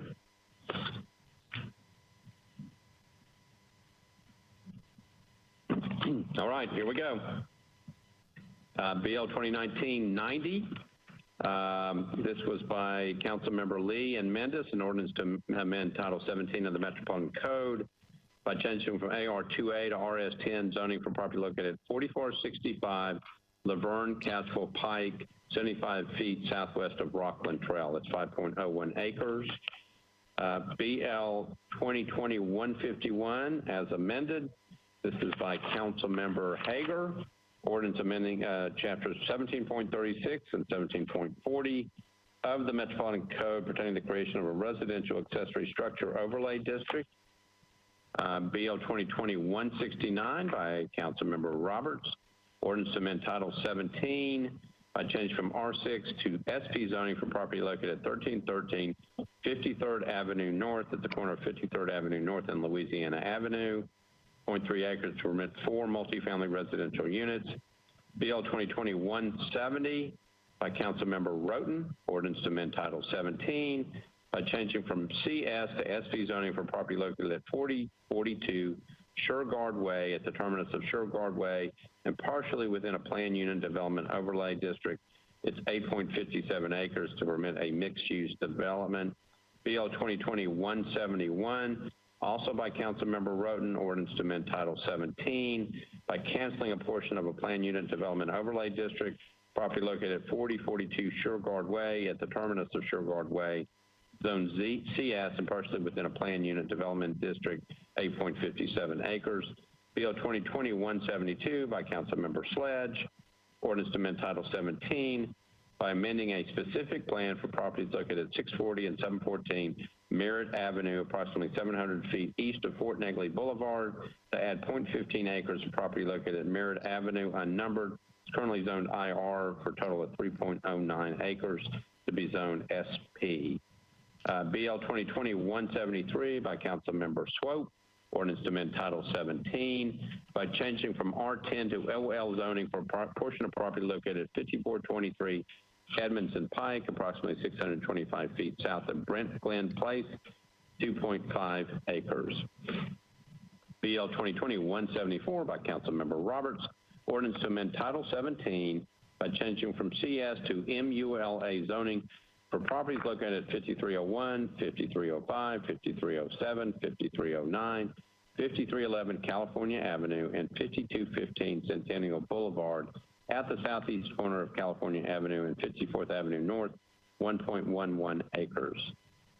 Substitute Bill BL 2020-175 by Councilmember Lee. Ordinance to amend Title 17 of the Metropolitan Code by changing from RS10 to SP zoning for a portion of property located at Old Franklin Road unnumbered at the southeast corner of Old Franklin Road and Cane Ridge Road is 38.13 acres. BL 2020-177 by Councilmember Sledge. Ordinance to amend Title 17 by changing from IWD to SP zoning for properties located at 476 Gray Street, 1229 and 1231 Martin Street, and Gray Street unnumbered. At the northwest corner of Gray Street and Martin Street is 1.41 acres to permit a mixed unit development. BL 2020-178 by Councilmember Benedict. An ordinance to amend Title 17 by changing from RS10 to R10 zoning for property located at 1314 Cardinal Avenue. It's approximately 175 feet west of Dine Street, 0.23 acres. BL 2020-180 by Councilmember Roberts. Ordinance to amend Title 17 by changing from IR to MUL zoning for property located at 4900 Centennial Boulevard, approximately 300 feet east of 51st Avenue North. It's 3.66 acres. BL 2020-181 by Councilmember Brandon Taylor and Councilmember Roberts. Ordinance to amend Title 17 by changing from CS to CS to RS 3.75 zoning for property located at 1004 44th Avenue North, approximately 50 feet north of Albion Street. It's 0.10 acres. BL 2020-182 by Councilmember Toombs. Ordinance to amend Title 17 by changing from IWD to MUG zoning for properties located at 200 Cumberland Bend and Cumberland Bend unnumbered. It's approximately 730 feet east of Great Circle Road. BL 2020-183 by Councilmember Sledge. Ordinance to amend Title 17 by changing from CS to SP zoning for properties located at 429 Houston Street, 426 and 430 Humphrey Street. At the southeast corner of Houston Street and Brown Street is 1.4 acres to permit a mixed-use development. BL 2020-185 by Councilmembers Mendes, Hager, and others. Ordinance amending Title 5 of the Metropolitan Code of Laws relative to providing funding for public art projects and providing for public art guidelines. BL 2020-186 by Councilmembers Mendes, Swope, and Welsh. An ordinance amending Section 5.12.140B of the Metropolitan Code to extend the expiration date for the assessment, collection, and administration of the additional hotel occupancy privilege tax of 50 cents. BL 2020-189 by Councilmembers O'Connell, Allen, and a host of others. An ordinance naming certain facilities as the Howard Office Building in honor of Mr. Charlie Cardwell. BL 2020-190 by Councilmembers Rosenberg, Mendes, and Henderson. Ordinance granting the purchasing agent the authority to extend the terms of contract number 350322 for project design and construction phase services for the Davidson Branch Pump Station and Equalization Facility pertaining to the Department of Water and Sewerage Services. BL 2020-191 by Councilmembers Van Reese, Mendes, Murphy, and Henderson. Ordinance authorizing the Metropolitan Government of Nashville and Davis County, acting through the Department of Water and Sewerage Services, to provide public water service improvements for Artie LLC proposed development, as well as other existing properties in the area. And BL 2020-192 by Councilmembers Henderson and Murphy.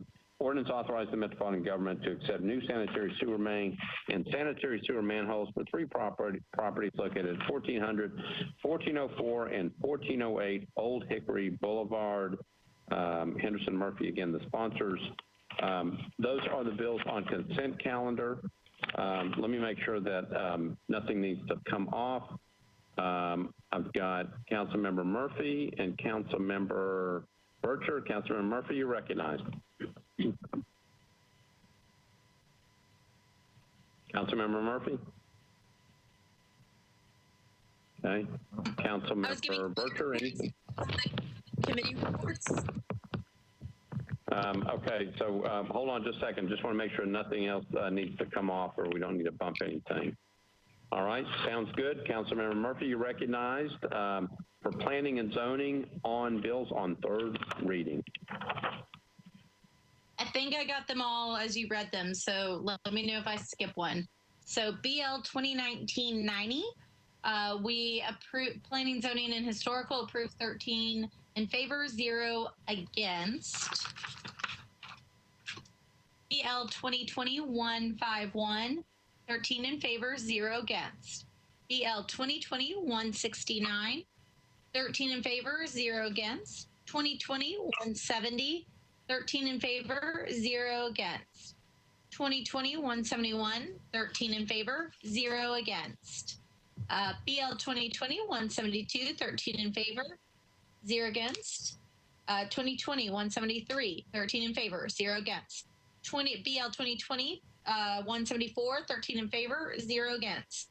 Substitute Bill BL 2020-175, 13 in favor, 0 against.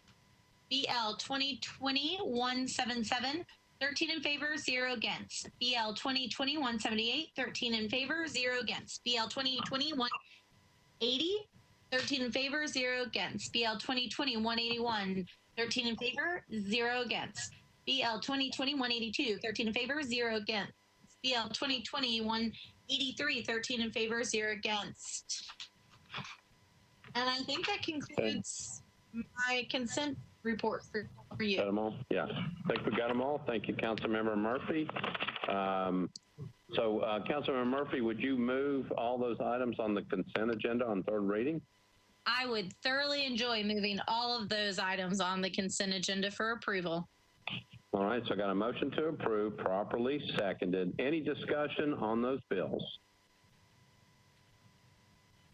Seeing none, motion is to approve those bills on third reading. All in favor say aye. Aye.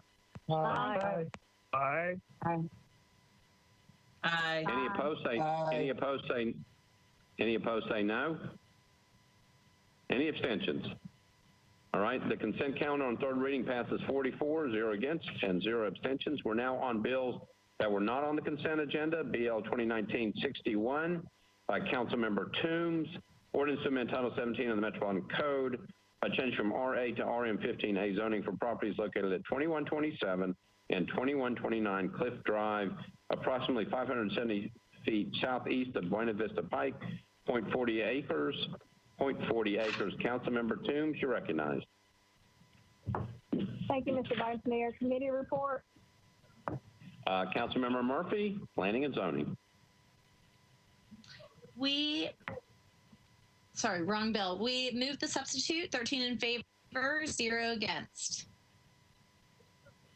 And then did you approve the bill as substituted? Oh, I'm sorry. Yes, we approved the bill as substituted, 13 in favor, 0 against. Okay, thank you. Councilmember Toombs, you're recognized. Move the substitute. All right, so we're on 2019-61. There's a motion to approve the substitute, properly seconded. Back to you, Councilmember Toombs, for an explanation of the substitute. The substitute adds the new zoning code that we passed, the NS, which prohibits short-term rental. Okay.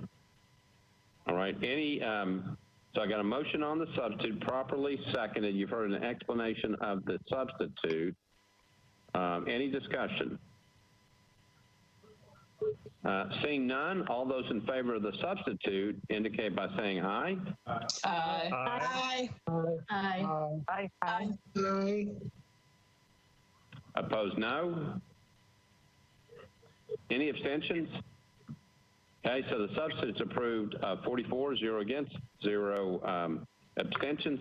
Councilmember Toombs, you're back on your bill as substituted.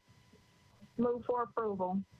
All right, so Councilmember Toombs has moved for approval on third reading, moved our bill 2019-61 as substituted, properly seconded. Any discussion on the bill? Seeing none, we're on the bill on third reading as substituted. All of those in favor say aye. Aye.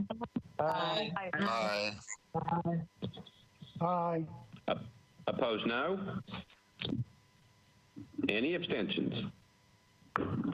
Bill is approved on third reading, 44, 0 against, 0 abstentions. We're on substitute bill BL 2019-78 by Councilmember Sledge, ordinance to amend section 17.16.070 of the Metropolitan Code to impose a minimum distance requirement for new short-term rental properties, non-owner occupied, from churches, schools, daycares, and parks. Councilmember Sledge, you're recognized. Thank you, Vice Mayor. Committee report. Committee report, Councilmember Murphy, Planning and Zoning. Thank you. We deferred this to the first meeting in May, so we would have a little bit more time to discuss it in committee and being comfortable with the platform. So 13 in favor, 0 against, to defer to the first meeting in May. Councilmember Sledge, you're recognized. Thank you, Vice Mayor. Move to defer 2 meetings. Okay, so Councilmember Sledge has moved to defer 2 meetings, properly seconded. Any discussion on the deferral? Seeing none, all those in favor of the deferral motion say aye. Aye. Aye. Aye. Aye. Opposed say no. Abstaining. Oh, sorry. And anybody abstaining? I'd like to abstain, please. Yes. Brandon Taylor abstaining. Brandon Taylor abstaining. And who else is abstaining? Somebody else? Mary Carolyn Roberts. Councilmember Roberts. Johnston. And Councilmember Johnston. All right, so 3 abstentions on the bill. Okay, so the bill is deferred 2 meetings. All right, BL 2020-117 is the next bill by Councilmember Sledge, O'Connell, and Henderson. Ordinance to amend section 17.20.040 of the Metropolitan Code of Laws relative to parking requirements on multimodal corridors. Councilmember Sledge, you're recognized. Thank you, Vice Mayor. Committee report. Committee report. Councilmember Murphy, you're recognized for planning and zoning.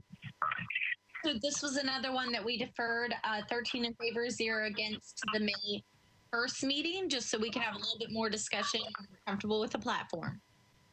All right, Councilmember Sledge, you're recognized. Thank you, Vice Mayor. Motion to defer 2 meetings, please.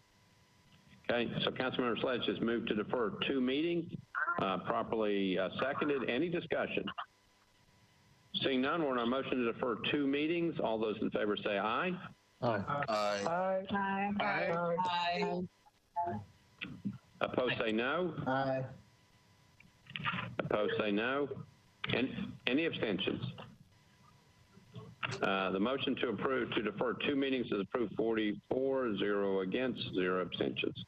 BL 2020-134 by Councilmember Toombs. Ordinance to amend Title 17 by changing from R8 to RM20A zoning for properties located at 910 Youngs Lane and Youngs Lane unnumbered at the southern terminus of Roy Street, 1.64 acres. Councilmember Toombs, you're recognized. Thank you, Mr. Vice Mayor. Committee report. Councilmember Murphy, planning and zoning. Thank you. We approved the substitute and the bill as substituted as, the bill as amended or substituted. 13 in favor, 0 against, and we applaud the council lady for being the first one of us to use our new zoning code. All right, thank you, Councilmember Murphy. Councilmember Toombs, you're recognized. Move the substitute. Okay, Councilmember Toombs has moved the substitute, properly seconded. Explanation of the substitute, Councilmember? This is another instance of using the new zoning code NS to prohibit short-term rentals. Okay, thank you. Any discussion on the substitute? Seeing none, we're on the substitute. All those in favor of the substitute say aye. Aye. Aye. Aye. Aye. Opposed, no. Opposed, no. Any abstentions? Okay, substitutes approved, 44, 0 against, 0 abstentions. Councilmember Toombs, you're on your bill as substituted. Move for approval. Okay, so the motion is to approve as substituted, 2020-134 as substituted. Proper motion, proper second. Any discussion? Any discussion? Seeing none, all those in favor of approval of BL 2020-134 as substituted on 3rd reading, please indicate by saying aye. Aye. Aye. Aye. Aye. Opposed, no. Any abstentions? Bill is approved on 3rd reading as substituted, 44, 0 against, 0 abstentions. We're on BL 2020-141 by Councilmember Toombs.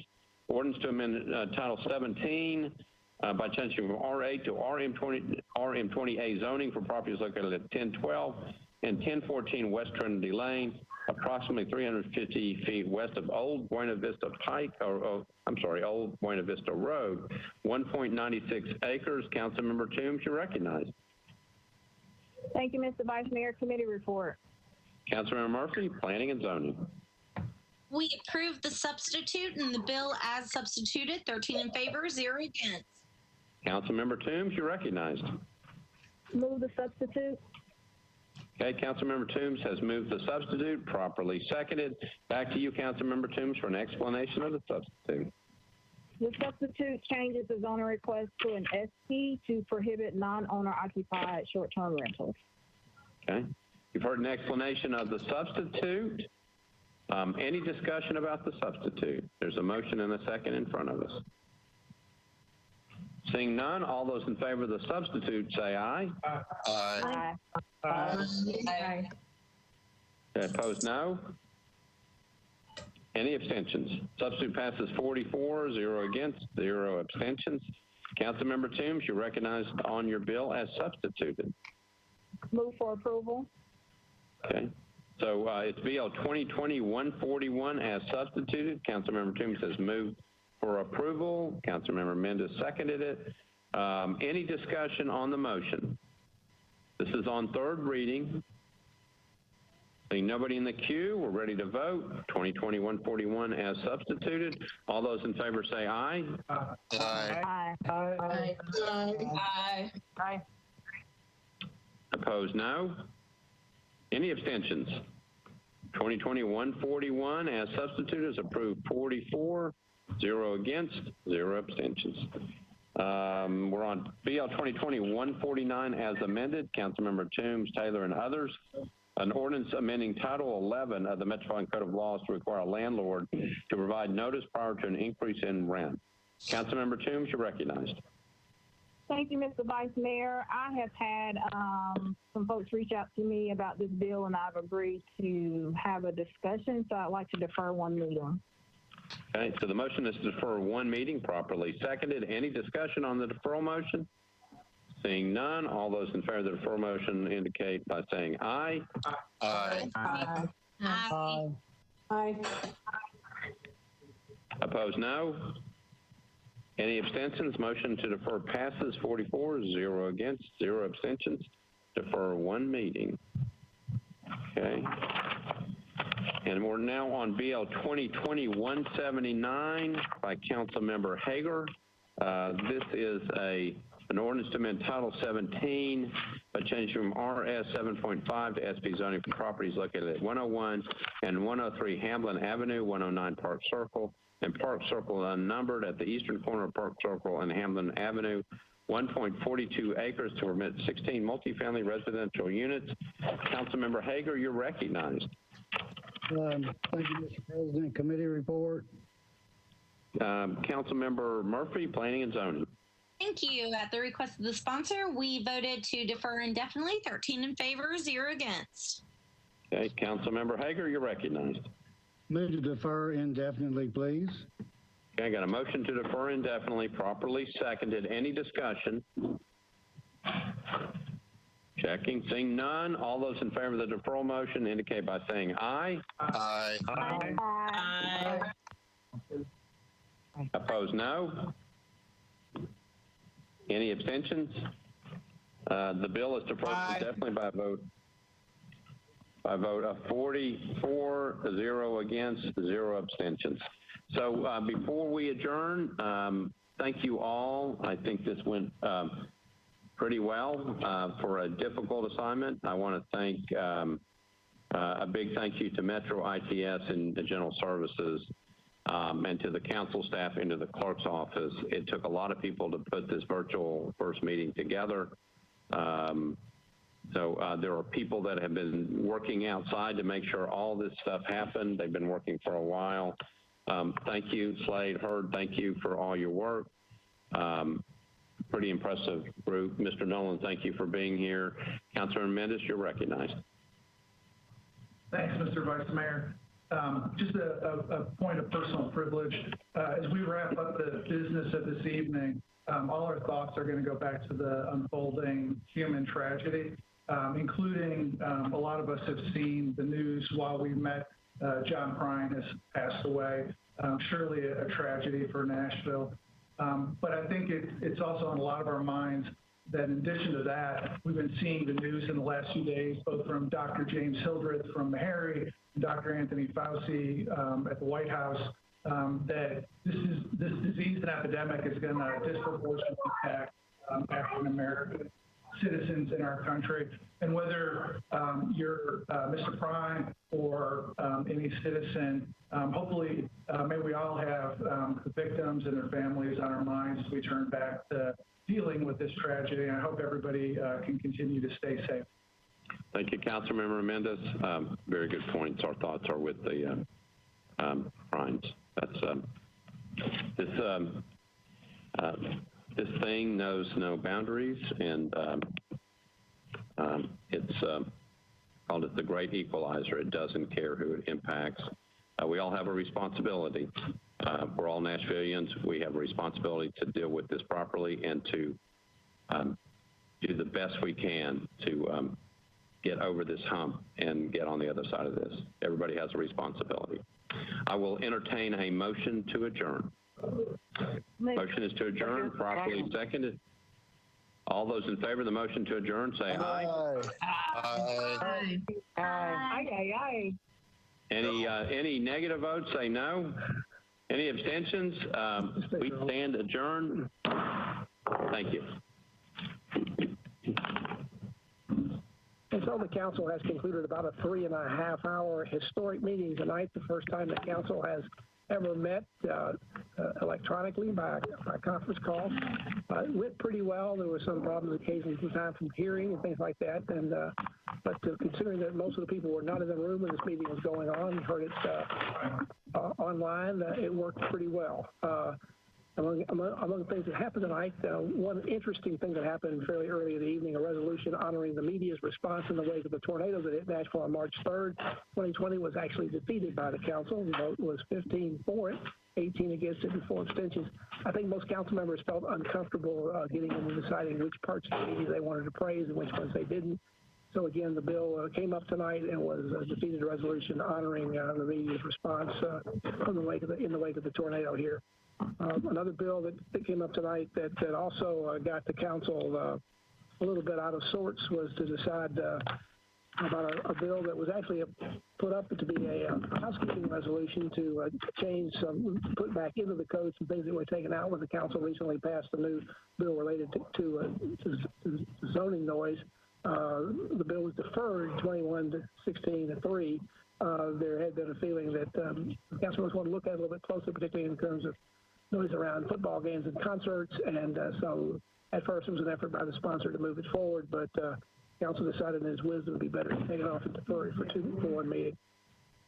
Council also deferred, as we thought they might, the bill that would allow Metro contracts that have been approved by the council to go into effect immediately, even though they had not yet been signed off by the mayor. That came out of the MLS controversy, and again, it's going to be brought up again in a few weeks. But also on the second reading bills tonight, the council did approve, we weren't sure whether they'd go forward with it or not, the new regulations and rules as well as the size of the fleet for electric scooters. It's been back up consideration several times. The whole topic of the scooters has been a hot one over the last couple of years. But at this particular point, they're allowing these on second reading to move forward with third and final reading come up in 2 weeks. Added 2 amendments that would better define the situation. Transportation Licensing Commission would oversee all this, and they would select they would put out a new RFP and select the actual vendors who would go ahead and move that forward. There were 4 council members who voted against it tonight. They were Councilmans Glover, Roden, Hager, and Evans. Also tonight, the council decided not to move ahead, or decided, let me see, let me find my place here. The council was also looking for the first time tonight a bill that would waive the public, the building permit fees for repairing and rebuilding the property damage as a result of the March 3rd, 2020 tornado. That was deferred tonight. They would have thought that the city might do that in a normal situation, but we're not in a normal situation after what's happened with the coronavirus pandemic. We no longer are sure what the budget's going to be like with Metro, what the revenues are going to be. These waivers could have cost anywhere between $240,000 and $690,000, so the bill is deferred at the request of the administration so they can see exactly what the city's financial situation is going to be. Mayor Cooper will be submitting his budget to the council by the end of this month and an expected property tax increase to see how we can cover all that. And for now, the idea about waiving the fees is at least on hold at this point. The bill revolving, it was on third and final reading tonight, that would have required non-owner-occupied short-term rental properties to be a minimum distance away from schools, parks, playgrounds, and other facilities. That was deferred for 2 meetings. That's been controversial before. A lot of controversial bills were deferred tonight. One other note in terms of short-term rentals, there were 2 bills passed tonight, a zoning bill sponsored by Council Lady Toombs that began to use a bill the council passed just a couple of meetings ago that would set up a new zoning requirement that would allow rezonings to property rezone, not to allow any short-term rentals in them. And those 2 bills passed tonight. They'll be going to Mayor Cooper for his signature. The bill that we talked about earlier tonight about a 90-day notice being given to tenants for increasing rents, that's a hot topic these days with there being a moratorium on evictions and all the things going on with virus. That was deferred for a 1 meeting. Not exactly sure why. There was no given reason. I think it appeared that some other council members still had a question about the bill, so it was deferred again till the next meeting. The council will meet again on April 21st. We do not know at this time whether it'll still be operating under these emergency rules and having a meeting online, whether they'll all be back here in the chambers, have a meeting, and the public will be here as well. We'll be here at that time as well to provide live coverage. Until then, good night from the council chambers. Tonight's Metro Council meeting is a public affairs presentation of the Metro Nashville Network. This has been a service of the Metro Nashville Network. If you would like to see this presentation again, or for more information about this and other programs, visit nashville.gov.